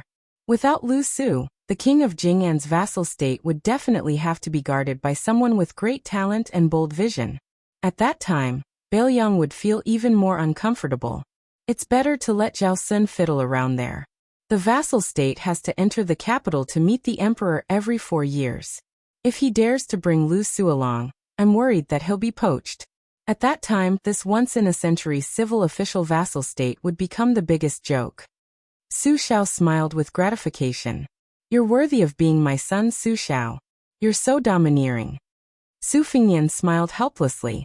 Su Xiao laughed. Outside Dunhuang, 1 man and 1 sword guarding the city gate. That's quite domineering. No wonder that girl Sweet Potato is so dead set on you. Su Fengnian stopped when they were still some distance away from the top of the mountain.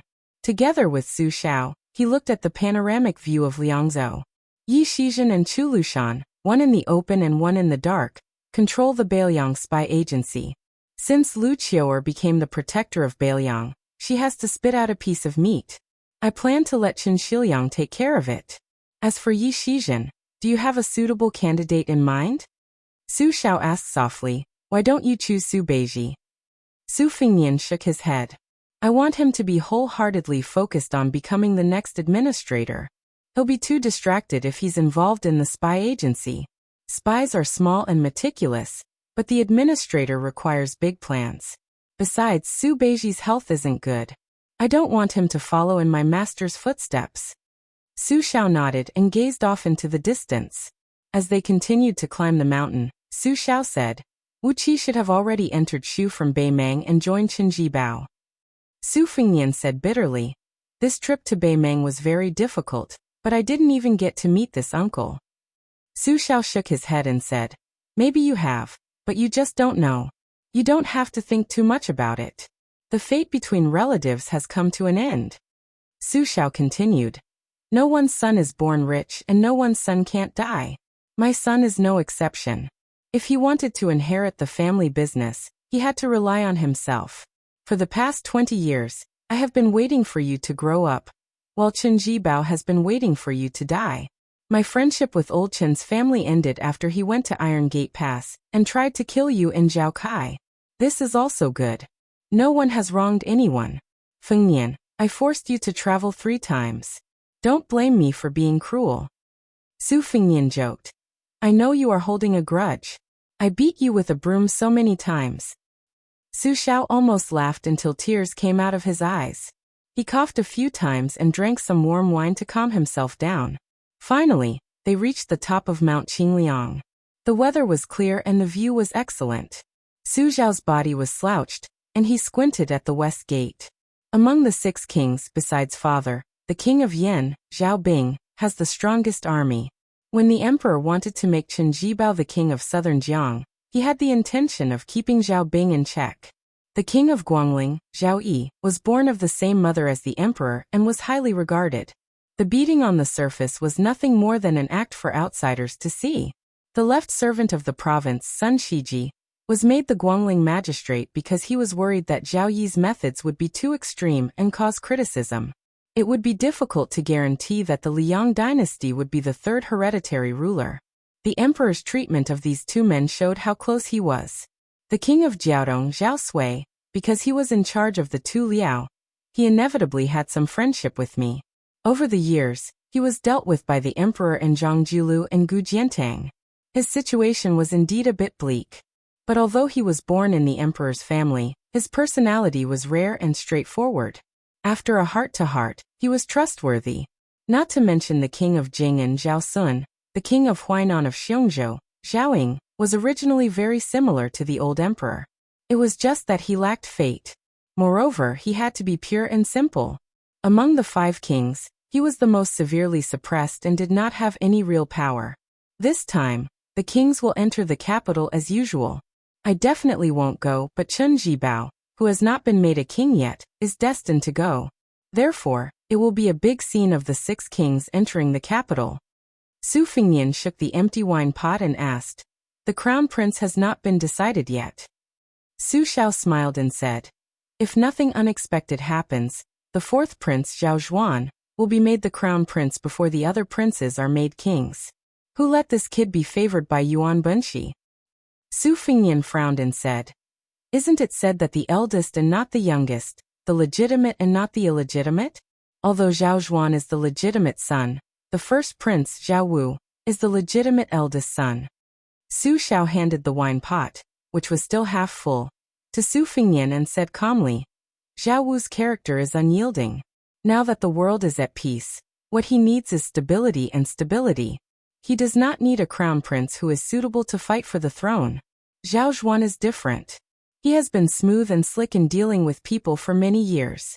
He is destined to amaze the world with a single brilliant feat. Another important point is that their mother, Empress Zhaoji, seems to have secretly instilled in them the idea that one day the older brother will be a general and the younger brother will be emperor. Although Zhao Wu has a bad temper, he has believed in Zhaoji's words since he was young. He also has a very good relationship with his younger brother, Zhao Zhuan. I believe that there will not be too many twists and turns when the crown prince position, which has been empty for more than 10 years, rises to the surface. Fengnian, you have to know that the Green Party, which is attached to the first prince, is already divided beyond recognition. The group of scholars in the northern land who are fighting for power with the scholars in Jiangnan, although they have bet heavily on Zhao Wu, as long as Zhao Wu can smoothly go to the two Liao provinces to guard the border, Zhao Zhuan will certainly compensate these people when he ascends the throne in the future. For them, their immediate interests will not be damaged but will instead increase. Right now their complaints will not be too big, and they will not dare to be too big. As for the second prince, Zhao Bo, who is supported by the most powerful faction in the court, Zhang Julu and the emperor are only acting as a smokescreen. It is not worth mentioning. Su Fengnian took a sip of wine. Su Xiao smiled and said, the newly favored eunuch Song Tonglu is in charge of the Directorate of Ceremonies. After the cat Han Sheng left the capital, although he has not directly become the head eunuch of the Directorate of Ceremonies, he has taken over the Directorate of Ceremonies from his master. The court knows that I will obviously not pay attention to the show of the crown prince ascending the throne and the princes going out, so they had Song Tonglu come to Bailiang in private and bring you 2 sets of the crown prince's makeup clothes. One is red and the other is white. The white set is specially made for you. In the end, they want you to go to the capital to watch the ceremony. Are you going? Su Fengnian asked. 9 deaths. Su Xiao shook his head and said, this time is different. It will be difficult to die even if you want to. The emperor and the empress will protect you from both sides. Now that the situation in Liang has been settled, especially since Chen Jibao has become the king of Shu, if they still want Bailiang to fall into chaos, who will help them block the 1 million Beimang iron cavalry? Without us in Bailiang, even if Gu Jiantang makes the eastern front impregnable, not to mention the emperor, the entire capital will be in a state of panic. Those bastards will only curse me fiercely. In private, they will be glad that they have the 300,000 iron cavalry of Bailiang. Su Fengnian asked, last time you entered the capital, as soon as you left the main hall, you crippled an official. Why? Su Xiao smiled and said, that blind guy said the Bailiang cavalry is a watchdog. I beat him half to death. Look at the civil and military officials, who dared to make a sound. Besides, Gu Jiantang also taught that guy a lesson afterward. Those words even scolded him, the great general. The deaf soldier appeared and disappeared mysteriously. He said softly, eunuch Song Tonglu is already outside the mansion. Su Xiao asked, are you really going to the capital? Catman hasn't been killed yet. Aren't you worried? Su Fengnian shook his head and said, I'm waiting for him to come to my door. Su Xiao wanted to say something but hesitated.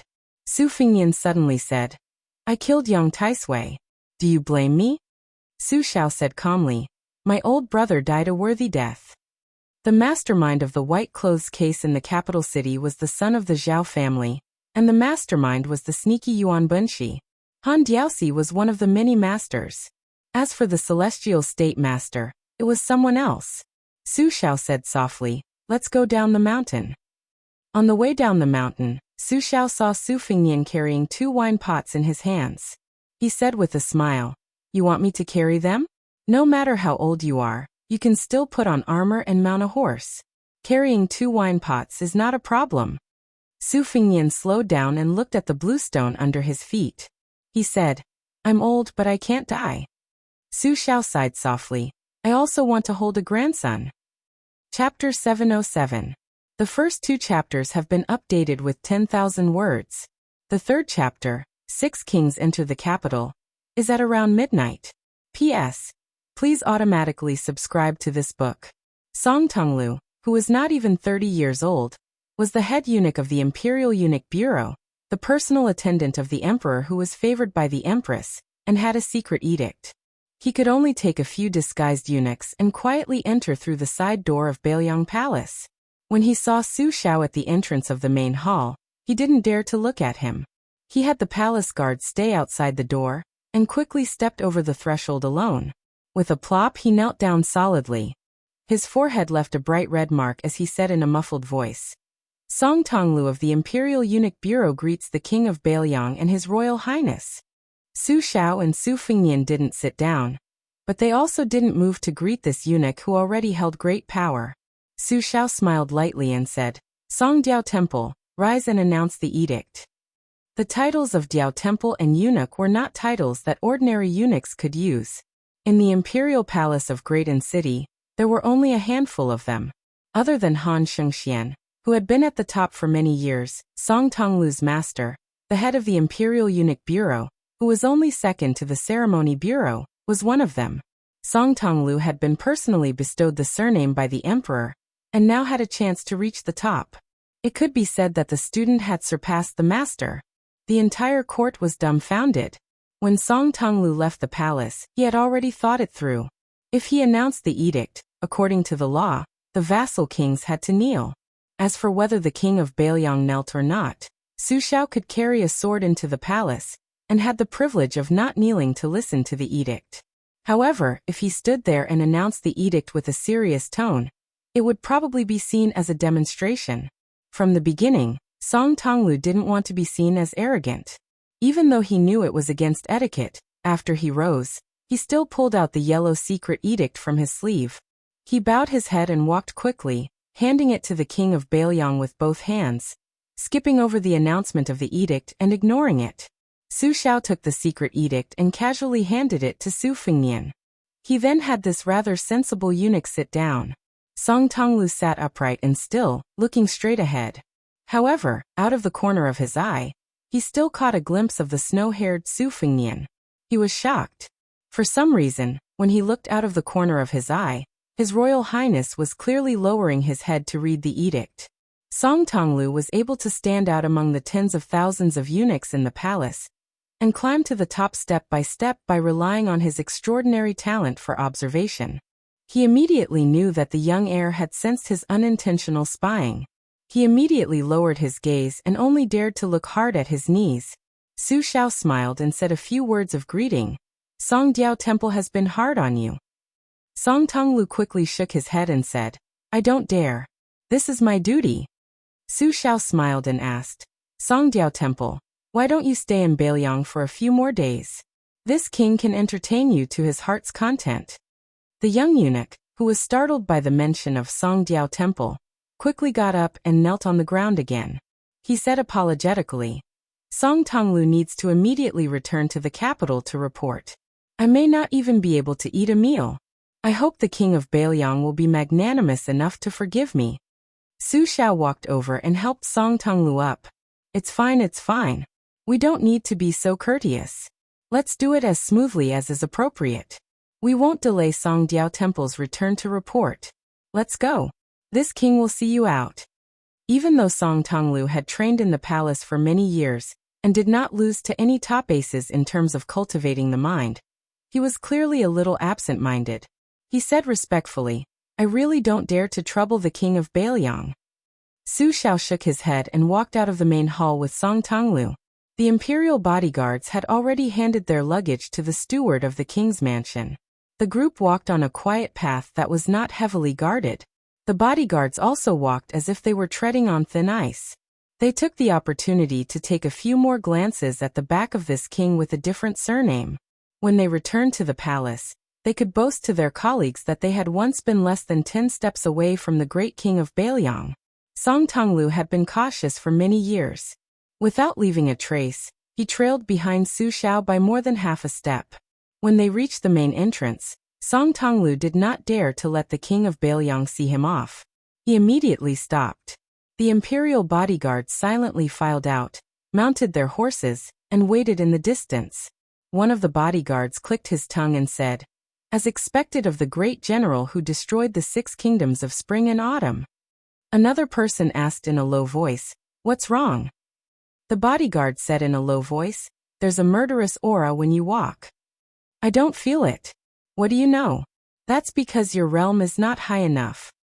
No wonder people say that the king of Bailiang can kill with just a stare. He can directly scare people out of their wits. Fortunately, Songdiao Temple did not offend him. Otherwise, wouldn't we be killed with just a stare? One of the oldest and calmest bodyguards did not know whether to laugh or cry when he heard the ridiculous conversation of the younger generation. At the door, Su Xiao said softly, everyone says that when you were on duty at the Directorate of Credentials in the Songdiao Temple, You were cautious and conscientious. You were in charge of the ancient and modern collections of literature, pasting yellow papers, and other trivial matters. You did everything in an orderly manner, and you could even write good articles. I'm a rough man, so it's difficult for me to take care of these troublesome things, so I won't talk about it. However, there's one thing that I remember very clearly. The content of the hereditary edict of my family's year of Feng was written by you. Someone in the residence said that you wrote it well. And I'll remember this favor. In the future, if you need my son Feng Nian, the new prince of Northern Liang, just let me know. I won't dare to boast that I'll help you settle it. Song Diao Temple felt as if he had been struck by lightning. He subconsciously wanted to kneel again. Su Xiao held his hands and scolded jokingly. A man has gold under his knees. What is there to kneel for?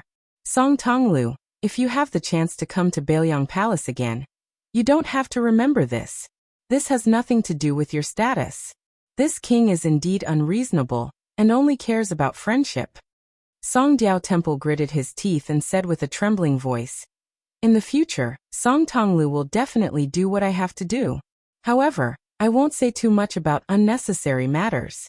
Song Tonglu will only remember these words in his heart, and pretend that the Grand General did not mention them. Su Xiao nodded. This king will not see you out. Song Diao Temple's scholar bowed with his hands clasped in front and turned to leave.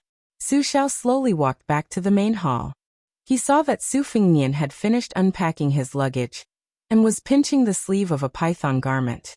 He was muttering to himself, it looks pleasing to the eye and feels quite comfortable. When the flying sword leaves the sleeve, you have to be careful. If you cut it, who will sew it up? Su Xiao joked. Are you afraid that you won't be able to find someone to sew it up? There are two groups of refugees from the spring and autumn period that are heading north. I have intercepted many of them. The head of the Bailiang Weaving Bureau was the one who made clothes for the Southern Tang imperial family.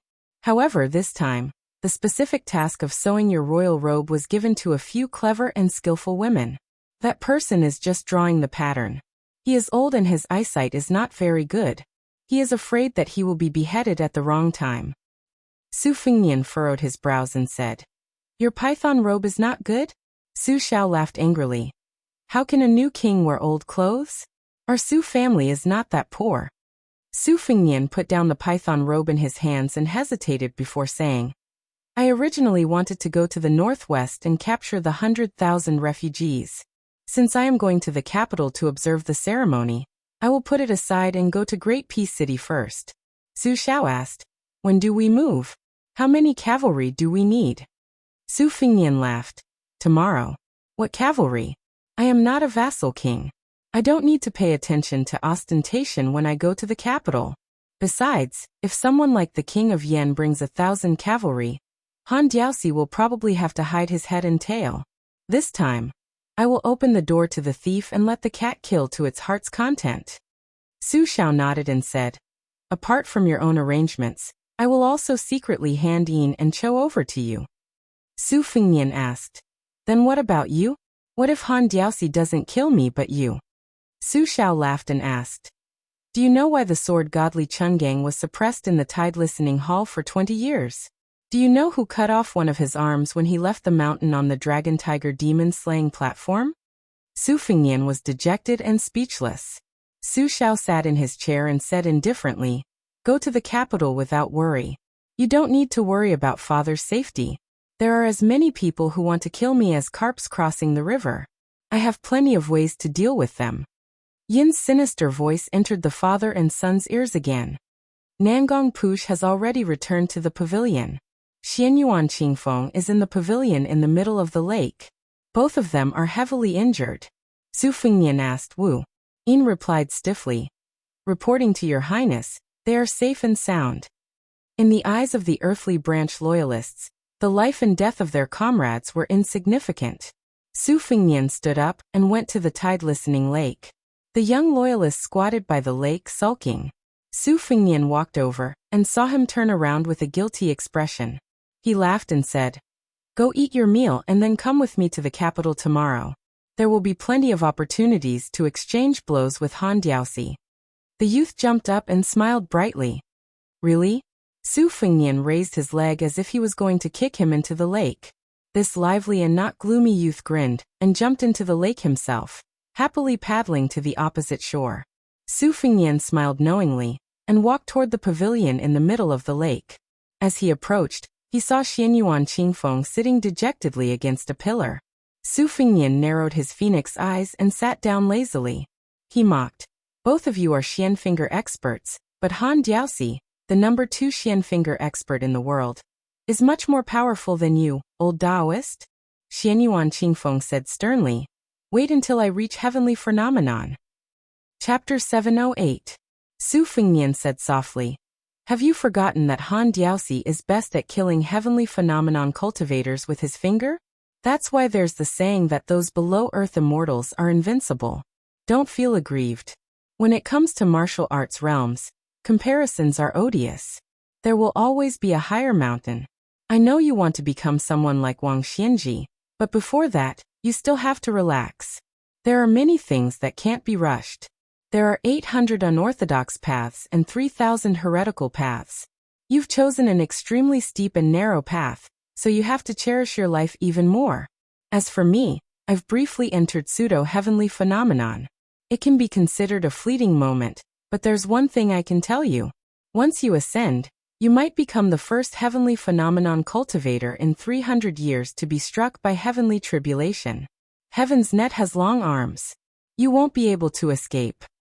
Xianyuan Qingfeng's face instantly paled. Su Fengnian stood up. Come with me. Since you've given me your proof, I can do a big business with you without worry. What I'm giving you is priceless. Even if you give yourself to me, I don't think you'll lose out. For the first time, Xianyuan Qingfeng didn't retort. She quietly followed behind Su Fengnian. It seemed that her failure to encircle and annihilate Han Diaoxi had caused her arrogant and lawless character to settle down. Su Fengnian pushed open the door and entered the tide-listening pavilion. He brought Xianyuan Qingfeng directly to the 8th floor. The red robe appeared in the corridor, displaying Xidagarba's compassion. Su Fengnian smiled. Don't force yourself and enter. You'll lose your cultivation for nothing. The door opened and closed. Xianyuan Qingfeng saw an unforgettable scene. 9 imperial jade seals of different sizes. They hovered in the air. They hovered in the same position as the 9 kingdoms of spring and autumn. Su Fengnian stood still with his hands clasped behind his back. Calmly he said, later Sui, West Chu, Southern Tang, Western Shu, Northern Han and Great Wei. After the fall of these 6 countries, the names of the countries recorded in the history books were all destroyed by Su Xiao. In order to commend Su Xiao for his military exploits, the Liang imperial court bestowed 5 imperial jade seals to the Su family except for the missing West Chu emperor's seal. Back then, the Chu was regarded as the orthodox of the Central Plains largely, because it had been passed down from the Emperor Qin's seal of destiny. Later on, it was separated by the spring and autumn period. Various countries had copied it or simply reprinted it. There were all kinds of names for it, such as seal and treasure. Of the 9 pieces you see, 3 of them are imitations made to make up the number 9. The Tide Listening Pavilion has 9 floors for a reason. I know what you want to ask. Since the imperial court only bestowed 5 and imitated 3, where did the last one come from? We're in the same boat, so there's no harm in telling you.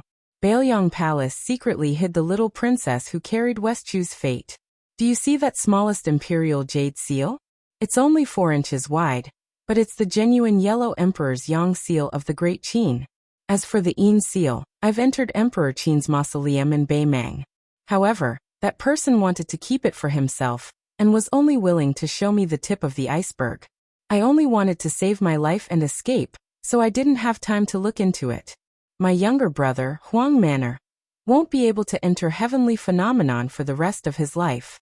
Hong Shixiang abducted my older sister, and in order to return the favor, he severed the fate of the 5 nations.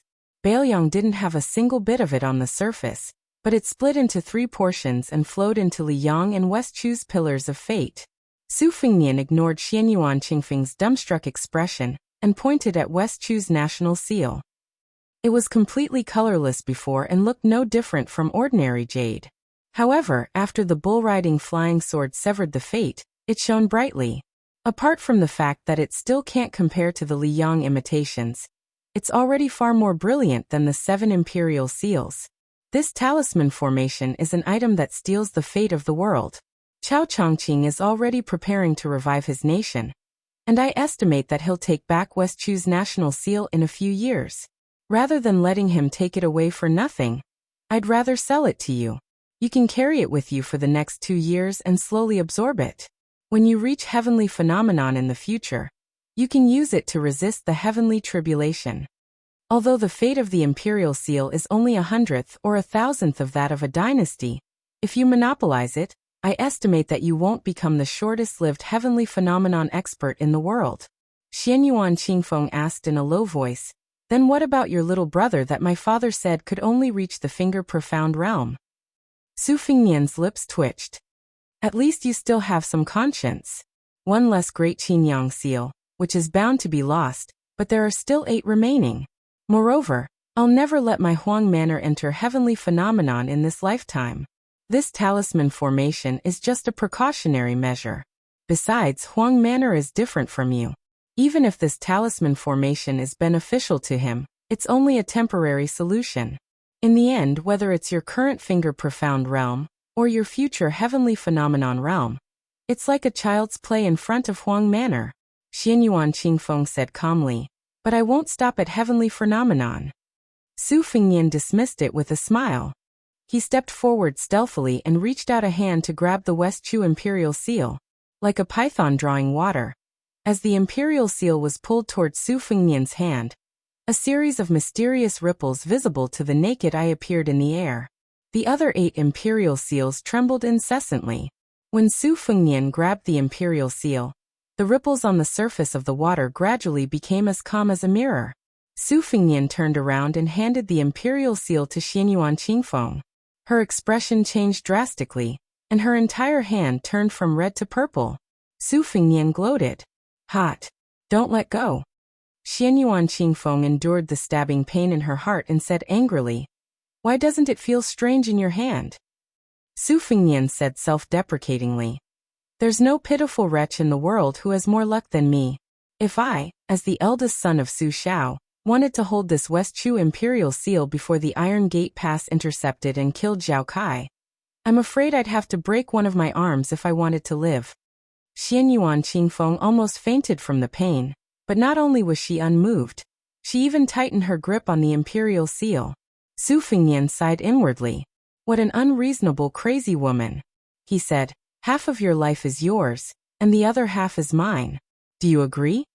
Xianyuan Qingfeng said straightforwardly, yes, but it'll only count if I survive after I enter heavenly phenomenon. Su Fingnian smiled helplessly. Would it kill you to lose out a little? Xianyuan Qingfeng snorted coldly, but there was an inexplicable smile in her eyes. Su Fingnian walked to the door. Go downstairs yourself later. Xianyuan Qingfeng simply drifted out as soon as she stepped out of the door. Su Fingnian shook his head and closed the door.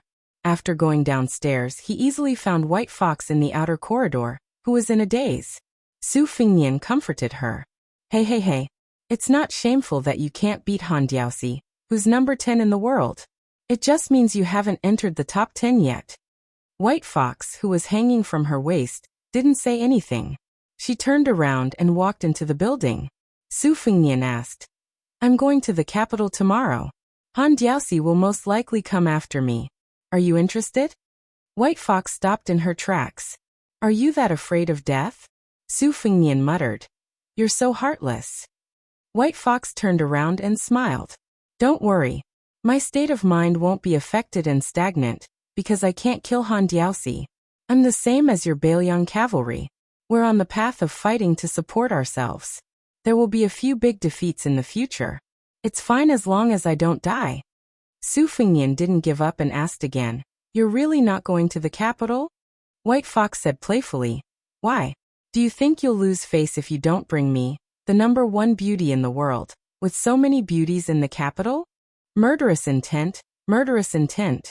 Su Fingnian, whose crooked intentions were exposed, fled downstairs in a panic. White Fox didn't chase after him. After crossing the threshold of this floor, her state of mind calmed down inexplicably. She said sadly, I didn't expect this place to become my home. Where should I die in the future? The afterglow faded, and the twilight gradually deepened. Su Fingnian unknowingly came to the lakeside cottage among the reeds. He didn't look for Pei Nanwei, who lived here alone. Instead, he walked along a dirt path that led to the tide-listening lake. Perhaps it was because she had stepped on it so many times that it was flat and soft. The autumn reeds that were taller than a man gradually turned frosty white. The wind blew like fluffy snow. A wooden ferry that was dozens of feet long was built beside the lake. Su Fingnian took off his shoes and socks and put them aside. He lay back and closed his eyes to rest. After an unknown period of time, he heard a faint sound. The barefoot woman sat down beside him with her arms around her knees. After a long silence, she finally said, "Now I'm happy. You're worse off than me. It's karma." Su Fingnian didn't open his eyes. He said softly, "Reed ropes made from reeds can be used to hang and ward off evil spirits. Spring reeds can be used to make flute membranes. Whether it's to ward off evil spirits or flute membranes, the reeds are not for you to make scarecrows to curse me." Pei Nanwei rested her chin on her knees. A cool breeze brushed her face. She said softly, "According to the laws of the vassal states, this year the vassal king is going to the capital to meet the emperor. Are you going? If you're going, take me with you. I've never been to Great Peace City in my life. I want to take a look. After that, I'm willing to die of old age here." Su Fingnian stood up. He broke off a reed and sat on the edge of the wooden bridge. "I'm going to the capital, but I'm not taking you with me." Pei Nanwei said calmly, "Fine. Then I'll continue to make scarecrows to curse you to die a horrible death." Su Fingnian turned his head and said, "Do you believe that I'll slap you into the water with one slap?" Pei Nanwei shook her head. Su Fingnian turned his head and ignored this woman who had always been muddle-headed. Pei Nanwei sat next to him and then lightly kicked his foot. "Take me with you? I only have one unfulfilled wish in my life. I can be your servant girl." Su Fingnian firmly said, "No. Not only will I serve you tea and call you grandpa, but I'll also massage your shoulders and call you Gongzi. I don't care. I'll play chess with you and help you study. How much is it worth? When you're not happy, this servant will smile and be willing to be hit. I have tender feelings for the fairer sex." "Warm the bed." "What? Warm the bed. Good, it's a promise. We'll leave for the capital tomorrow. Remember to bring some elegant and beautiful clothes so you can wear them. Don't forget rouge and powder. It's not good to put on too much. Just a little is enough. Then there's the time to warm the bed." "I'm not going." "You're really not going?" This place is pretty good. You want to fight with me?" Su Fingnian stood with a smile. He bent down and placed the autumn reed on her lap. Then he picked up his boots and socks and left the reed marsh. Chapter 709. 3 chapters, more than 13,000 words have been updated. P.S. I won't stop updating tomorrow. A carriage slowly drove out of the western gate of the prefecture city. The coachman was a muscular young man with dark skin. Beside him sat a woman in green who was teaching him how to drive the horse. Fortunately, the horse was a good one chosen from the best of the best. Otherwise, it would have swerved and bumped into many pedestrians before it left the city. There was only a man and a woman in the carriage. They were both young. The woman was dressed in purple and had an eerie air about her. The young man had white hair and a white python robe. Perhaps it was because of his identity, but he was much more imposing than the woman. This was the only python robe in the entire Liang dynasty. If one didn't look closely, it was no different from a rich white robe made of silk. But if one looked closely, it was extremely exquisite. The 9 pythons spat out pearls vivid and lifelike. Su Fingnian simply went to Great Inn City.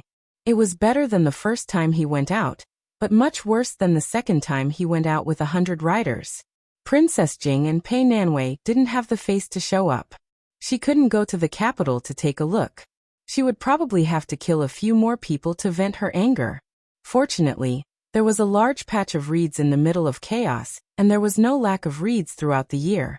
Su Fingnian went to the capital for the first time in his life. He brought 2 famous inkstones. Baiba City had already given them to Qin Shiliang, so of course they weren't included. One of them was unique to Liangzhou. It was a frozen iron inkstone that was fished out from the bottom of the river. It was said that the brush was as sharp as an awl. It was in line with the valiant customs of Beiliang. The other was Xianyuan Qingfeng's Shiel Yellowstone Rui Vase ink stone. It was a specialty near Mount Hui. Hui and Zhou's inkstone were competing for the title of the best inkstone in the world. There was a saying that Hui was like an official and Zhou was like a beautiful woman. Su Fingnian took advantage of the opportunity and said, "You and Hui are close to each other. Give some to me later, the more the better." The scholars of Beiliang liked this kind of thing. They were very willing to spend a lot of money for this. In Beiliang, other than salt and iron, we don't have any other means to make a profit. If you give me those secret manuals, I can't just set up a stall and sell each book for a few thousand taels of silver. It's much simpler to sell famous inkstones, and it's also more elegant. Moreover, in the future, Beiliang's civil officials will become more powerful. If you send the ancient inkstone over, you can even give it away. Every penny I can help Su Xiao save is a penny. Xianyuan Qingfeng sneered. Are you still His Royal Highness who spent money like water in brothels? I heard that even if you bump into a ranger, they'll chase after you and give you money.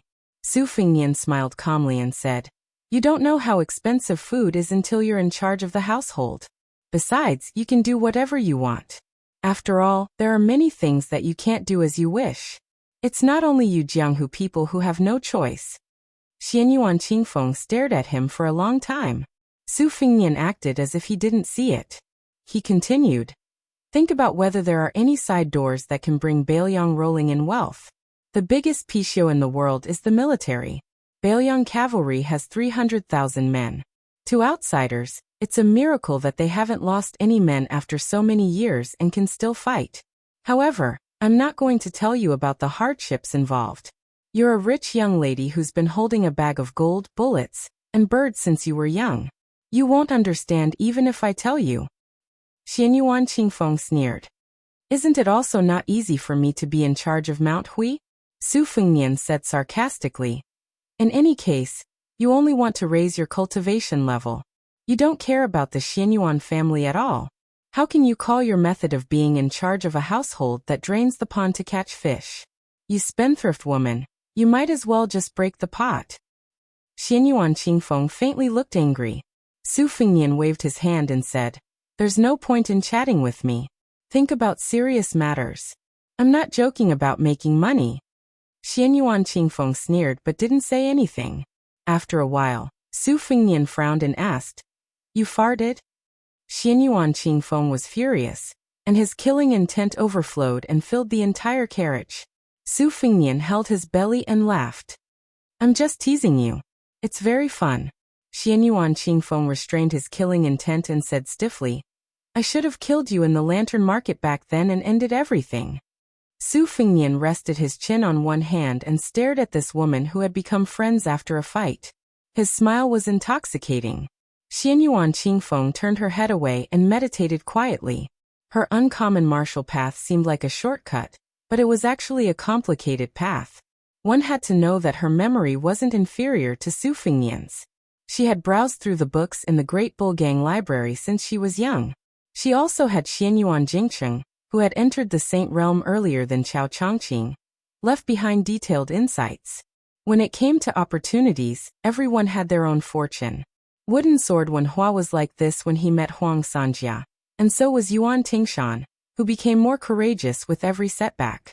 As for those peak figures who had been famous for a long time, there was no exception. Su Fingnian suddenly said, If you happen to fancy a suitable man one day, remember to invite me to your wedding. Xianyuan Qingfeng sneered and said, One more thing, and I'll pull out your thing and let you become a eunuch in the palace. Su Fingnian rolled his eyes and said, With your morals, don't even think about getting married in this lifetime. 8,000 elite cavalry headed north from the southern border of the dynasty. Chapter 710.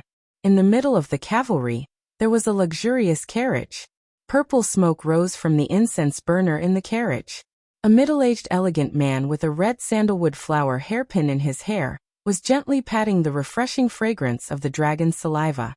He looked at the smoke swirling around his palm and enjoyed it. Occasionally, he would write in the air and murmur to himself, Logically speaking, there were 1,000 king's cavalrymen outside the carriage. He should be the king of Yanji, Xiaobing, since he occupied the carriage alone. Hearing a rider knocking on the outer wall of the carriage for more than 10 times, the scholar-like handsome man lazily lifted the curtain. The strong man outside was dressed in casual clothes. He smiled and asked, "Nalan, are you sure you don't want to try riding a horse?" Seeing that the king of Yanji was about to put down the curtain, the rough-looking rider said helplessly, Okay, I'll call you Yusi, okay? You really need to exercise your body. It's always right." The scholar smiled and said, "There are many ways to maintain one's health.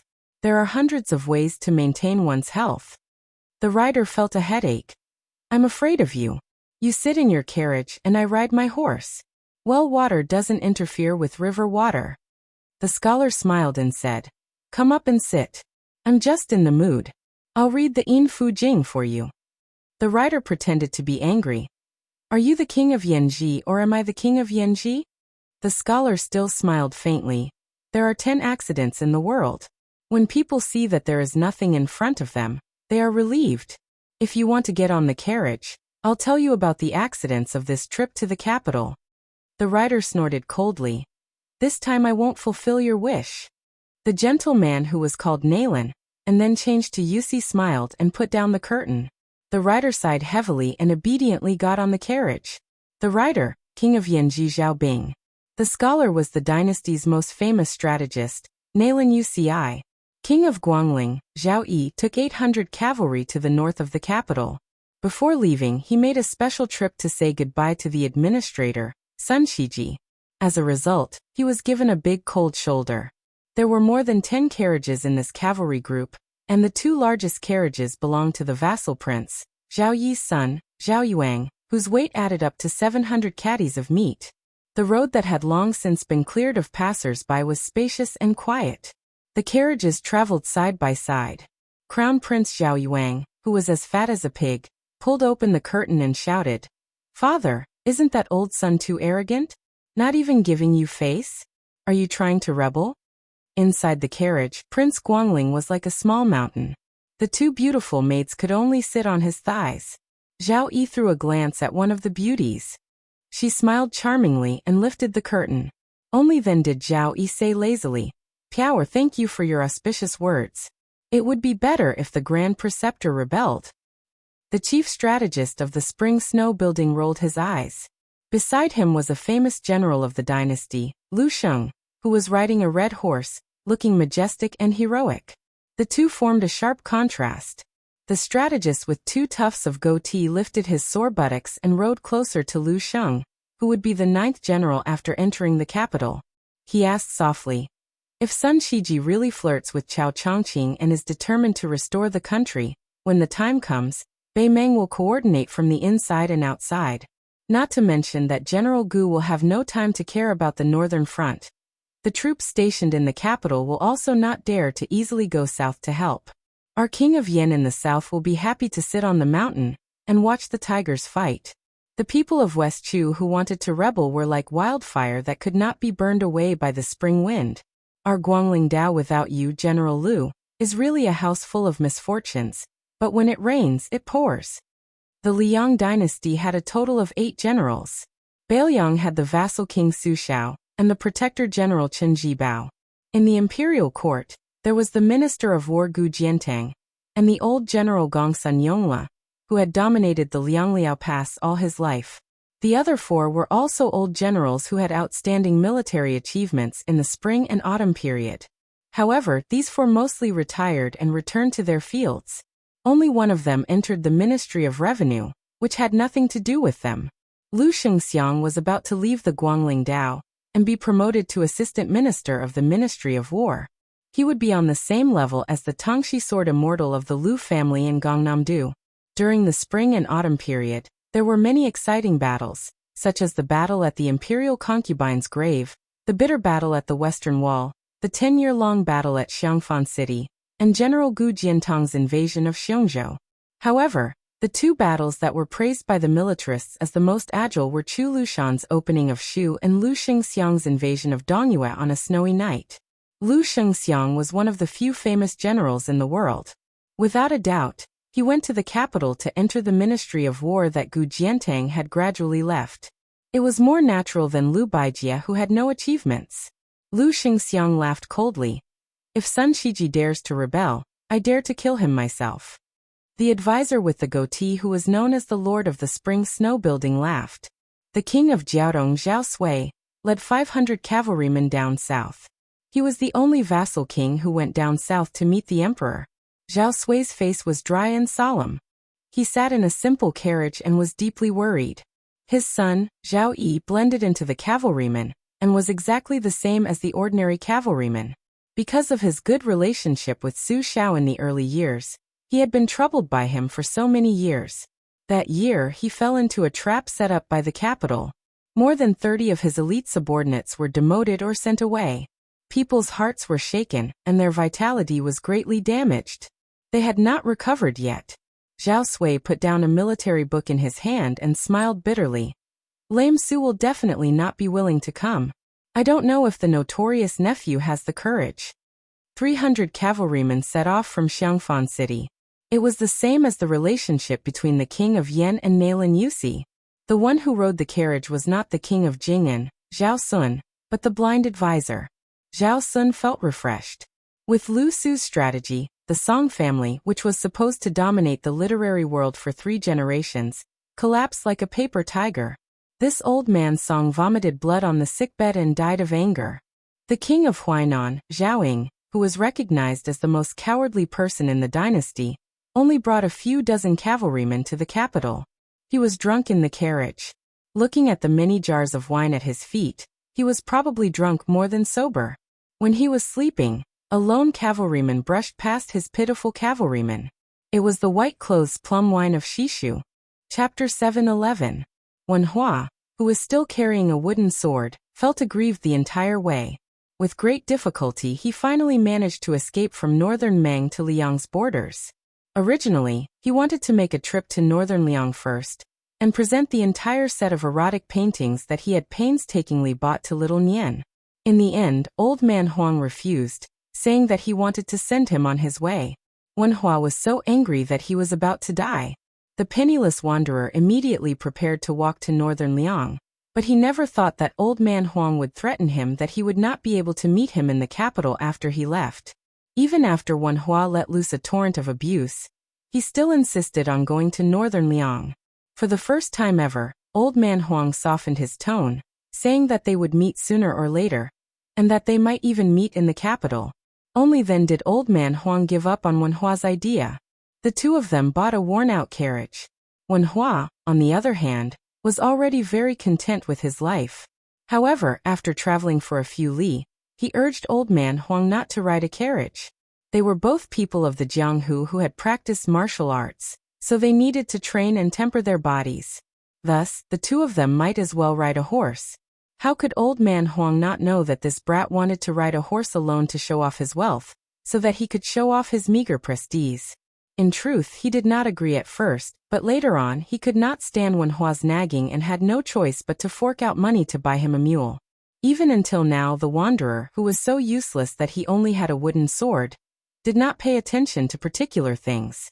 Riding a mule like a fine horse, he was still very proud of himself. With the mule under his buttocks, Wen Hua, who has the world in his hands, asked with a mischievous grin, "When we arrive at the capital, who should I find to compete with? Let me say this first, when I fought in the arena to steal a bride and was beaten down, Xiaonian would carry me away. When the time comes, don't leave me to die." Old man Huang, who was driving the horse, said indifferently, "Dongyue sword pools by Jiangshan." Wen Hua gasped and laughed mischievously. "Dongyue sword pool? I've heard that they're extremely powerful. Can you change to another one? It's not that I'm afraid of them, but when experts exchange blows, they should at least let me warm up first, right?" Old man Huang sneered. "Sure qi jiajie." Wen Hua asked cautiously, "What do you do? Among the 18 martial arts, which one do you practice?" Old man Huang said unhappily, "The #1 swordsman in the capital." Wen Hua smiled apologetically. "Old man Huang, didn't I ask you to find an expert who's slightly inferior? His reputation is so great, it's not suitable." Old man Huang asked, Find someone with a smaller reputation? Wenhua shamelessly nodded with all his might. Let's do it slowly, step by step. You won't become a fatty in one bite, right? Old man Huang nodded. Then find a woman called Suehua, the maid of a swordsman. Is that okay? Wenhua really did not have the face to say no. After pondering for a while, he felt that a maid could not be that fierce. He patted his chest and said heroically, "Sure, why not? If you're a man, you can't say no." Old man Huang glanced at him. Wenhua was enraged. He said angrily, "I'm just a fledgling who hasn't tasted meat, so what? Why don't you find me a woman with a thin waist, a bun and a big butt?" Old man Huang said calmly, "Okay, I'll find you one." Wenhua asked probingly, "You're not bluffing me? Don't paint a picture on paper. At that time, I'll hate you for the rest of my life." Old man Huang simply couldn't be bothered to speak. Wenhua was amused for a moment, and then he asked with slight melancholy, "Old man Huang, what realm am I at exactly? You only taught me 2 moves, and I started practicing the sword late. Can I really defeat others? Tell me if I'm at the 3rd rank or not." Old man Huang chuckled. 3rd rank. When Wenhua heard the word chuckle, he instantly shuddered. Besides feeling lingering fear, he slightly missed the young woman who was unable to leave the small tea house for some unknown reason. Her temper was slightly bad, but she didn't speak much. For a woman, this was not easy. Wenhua didn't think too much about her, and he asked carefully, "Then you should at least be at the 4th rank, right?" Old man Huang said impatiently, "Why do you care about all this? If you encounter an enemy, just strike once. If the first strike doesn't work, strike a second strike. If you can't beat them, then scram." Wenhua made a habitual action of touching his crotch, and he sighed. "Motherfucker. I chatted with little Nian for half a day before I came up with a few domineering titles like the #1 sword in the Central Plains. Looks like when the time comes, even if I become famous in the capital, I'll definitely be called Two Swords One." Old man Huang smiled and asked, "Two Swords One doesn't sound good? Then how about Two Swords One?" "Two Swords One is fine too." Wenhua fumed with anger and cursed. "Two Swords One, why your ass?" Old man Huang sighed. 2 strikes aren't enough? There are many. If Li Chungang hadn't been delayed by the 2-sleeved azure snake all those years ago, he would have entered the great realm of sword immortals that opened the gates of heaven with a single strike. How would he have been in such a miserable state later on? Now that Dong Tai has headed to the Eastern Sea, isn't it because he wants to return 10,000 swords to one? Wenhua was displeased when he heard this. "Old man Huang, it's really unkind of you to point fingers at these 2 old and new sword gods like this." The old man smiled lightheartedly and paid no attention to him. He glanced at the carefree wanderer, who was new to the world. 2 strikes to 1 strike, that's the difference between heaven and man. Kid, can you really pass that hurdle I've set up for you? When the time comes, will you choose to be a sword immortal of the land, or will you choose to be a pipe dream? The late Emperor Liang had once said that all outstanding talents would enter his trap. Chapter 7:12. Outside the east wall of the palace, the area where the 6 ministries and other government offices were located was known by the people of the capital as Zhao family's garden.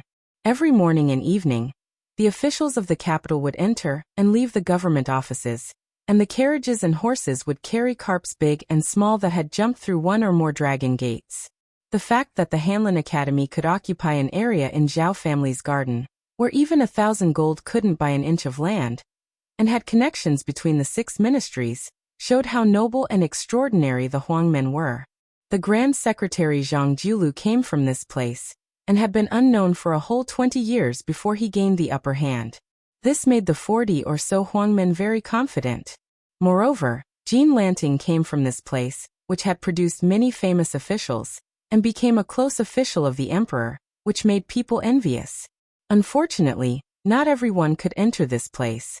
However, most of the Huang men could survive for a few years, and enter the 6 ministries to take up important positions. There were also some who sat here for decades and didn't make any progress. Of course, they were knowledgeable, but they didn't have the ability to exchange their reputation for a real official rank and real money. At most, they secretly earned some money. What made people not know whether to laugh or cry was that this kind of income was made from silk cloth or white rice, and the writer didn't use his hands to write anything. One could imagine how much these pedantic Huang men cherished their reputation. Jean Lanting was once an exception. After he left the Hanlin Academy to take up the position, a small Huang man from an aristocratic family used countless favors from his family to be promoted. The position of the small Huang men was still empty, which made those outstanding officials in the imperial court feel embarrassed. It was said that the assistant minister of the Ministry of Personnel almost got into a fight with General Qingche after leaving the palace. However, for the Huang men who were already in the position of Huang men, these were all idle gossip. The only one who couldn't laugh was Song Kelly. This old man Song was so angry that he couldn't keep his integrity in his old age. The second Master Song had to take the blame and resign from the Right Chancellor of the Imperial College. He closed the door and refused to receive any guests. He finally won a little in the open and covert competition with the Left Chancellor Lu Daolin, but suddenly he was defeated and disappeared. As for the young phoenix of the Song family, she wasn't affected, but in the Hanlin Academy, she was on the verge of collapse. Those who seemed to be close friends with gentlemen were gradually getting closer to her, and her face was even more fickle than a woman's. There was only one person who was the laughingstock of the Hanlin Academy. He was originally just a nodding acquaintance with Song Kelly, but now that the Phoenix was in trouble, he took the initiative to get closer to Song Kelly. Today he brought a pot of apricot wine to Song Kelly to learn from each other. In the Liang Imperial Court, only the Hanlin Academy allowed drinking during the day. As long as it didn't affect official business, it didn't matter if they were sleeping or snoring. His Majesty once visited the Hanlin Academy without warning in winter a few years ago. When he saw a drunken Huang man who was still reciting poems in his sleep, everyone was scared silent. Unexpectedly, the emperor, who was known for his diligence, just smiled and put a fox fur coat on that guy. He said to the other Huang men, "I won't allow myself to be lazy, I won't allow other officials to be lazy, but I will allow you to be arrogant because of your talents." This became a popular story in the imperial court. Song Kelly, who had nothing to do, was immersed in reading a book that he had read many times.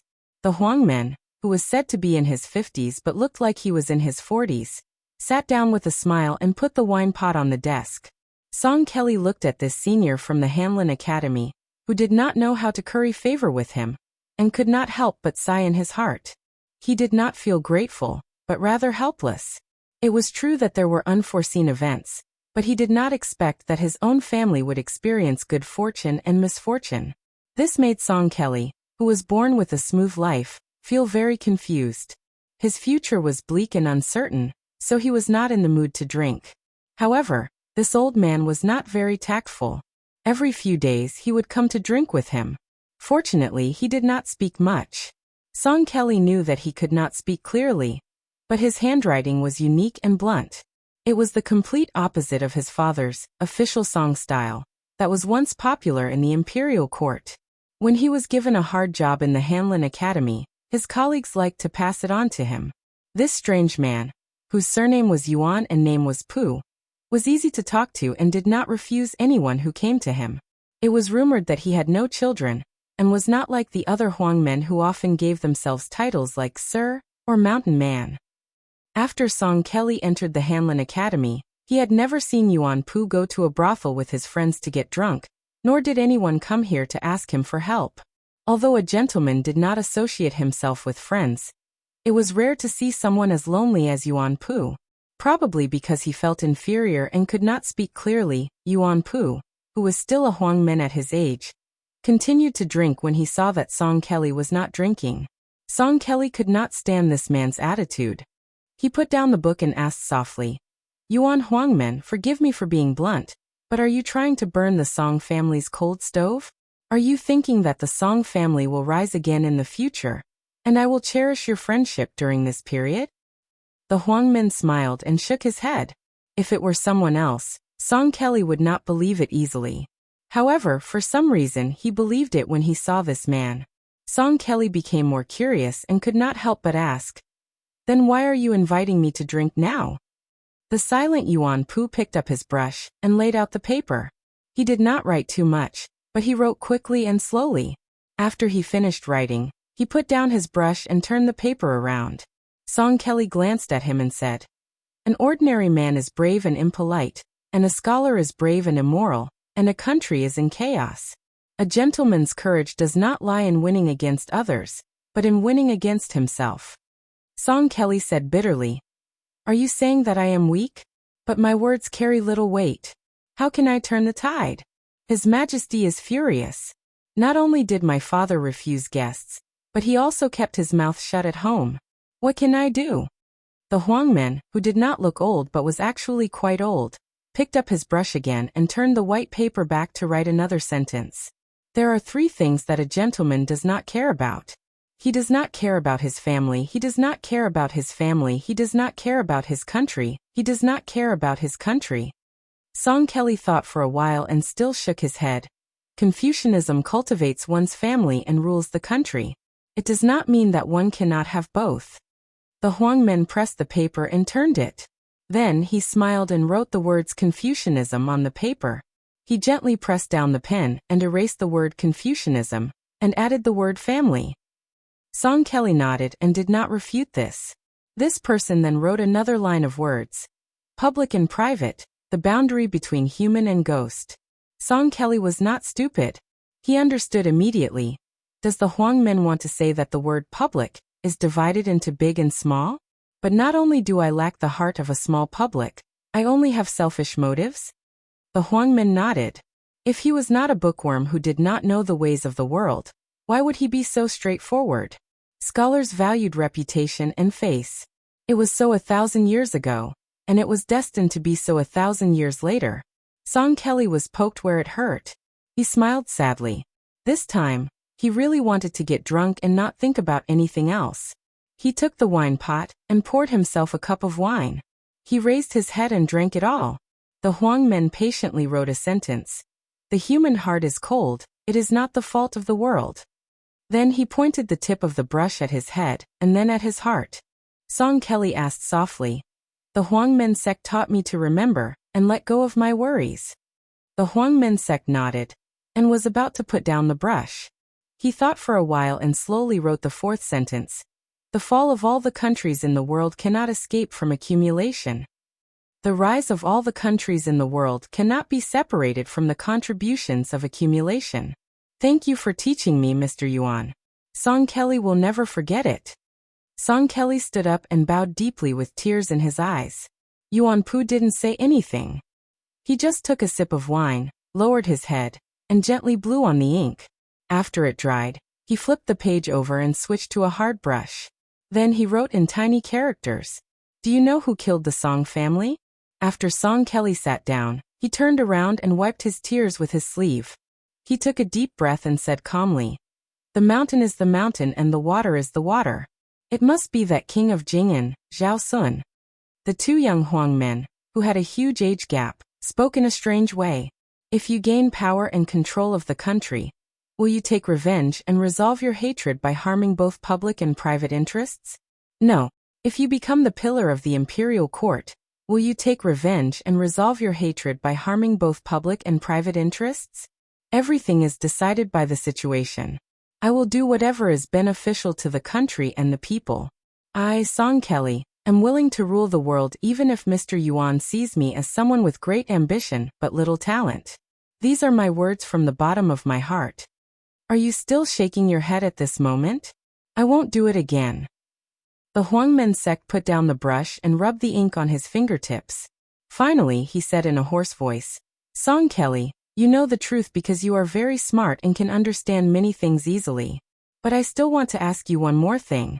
Can you bear the humiliation and live a nameless life for 10 or 20 years? Song Kelly said without hesitation. If Grand Secretary Zhang can do it, why can't I? The Huangmen sect spoke with great difficulty, and his words were as slow as an old turtle. Your father will return to his hometown and never become an official again. Song Kelly's face turned pale. The Yuan Huang sect remained expressionless as they slowly stabbed a knife into Song Chufeng's heart. Zhang Jiulu can still lay low in the Hanlin Academy and accumulate power. In the end, the old Grand Secretary will grant him a shadowy attack. But you can't even be a small Huang sect. Song Kelly's mind went blank. He knew that there was only a slight possibility of such a tragedy, and that the Huangmen sect member in front of him could not make it come true. But in his ears, it was like thunder rolling in the sky. The Huangmen sect stood up and said sarcastically, "Which scholar doesn't know how to write a few beautiful essays? Who doesn't understand a few great principles? Who doesn't claim to be unrecognized? You, Song Kelly, should get out of the Hanlin Academy." He came with wine and left with a wave of his sleeves. Song Kelly stood up slowly and said softly to the Huangmen sect member who crossed the threshold, "Thank you again for teaching me." That day the Huangmen sect, who had been treated as a joke by countless colleagues of the Hanlin Academy, knocked on the bronze ring on a side door after the Imperial Palace's curfew. The old eunuch, who had just retired from the Imperial Palace, opened the door and bent down with his hands almost touching the ground. He did not say anything and did not accompany the Huangmen sect member. Perhaps even the old eunuchs who had been on duty for decades did not know that there was a side door that led directly to the emperor's residence. There was no one on the way. The Huangmen sect walked to the emperor's residence casually. Even when they saw the emperor of the Zhao family who hurriedly put on his clothes and walked down the stairs, no one showed up. The emperor of the Liang dynasty saw the half-mute Huangmen sect and bowed with a smile. "Greetings, sir." Who in the world could accept the emperor's bow? The emperor took a few steps forward and asked softly, "Have you found a candidate?" The Huangmen sect member who had cut off half of his tongue nodded and said flatly and vaguely, "Song Kelly." The emperor of the Zhao family was relieved and did not ask why. Because the man in front of him was regarded as a confidant and a great enemy by Sun Ping at the same time. In the end, Sun Ping was cooked and killed. The 8 dragons fought for the throne and supported the current emperor, Zhao Heng, to sit on the throne.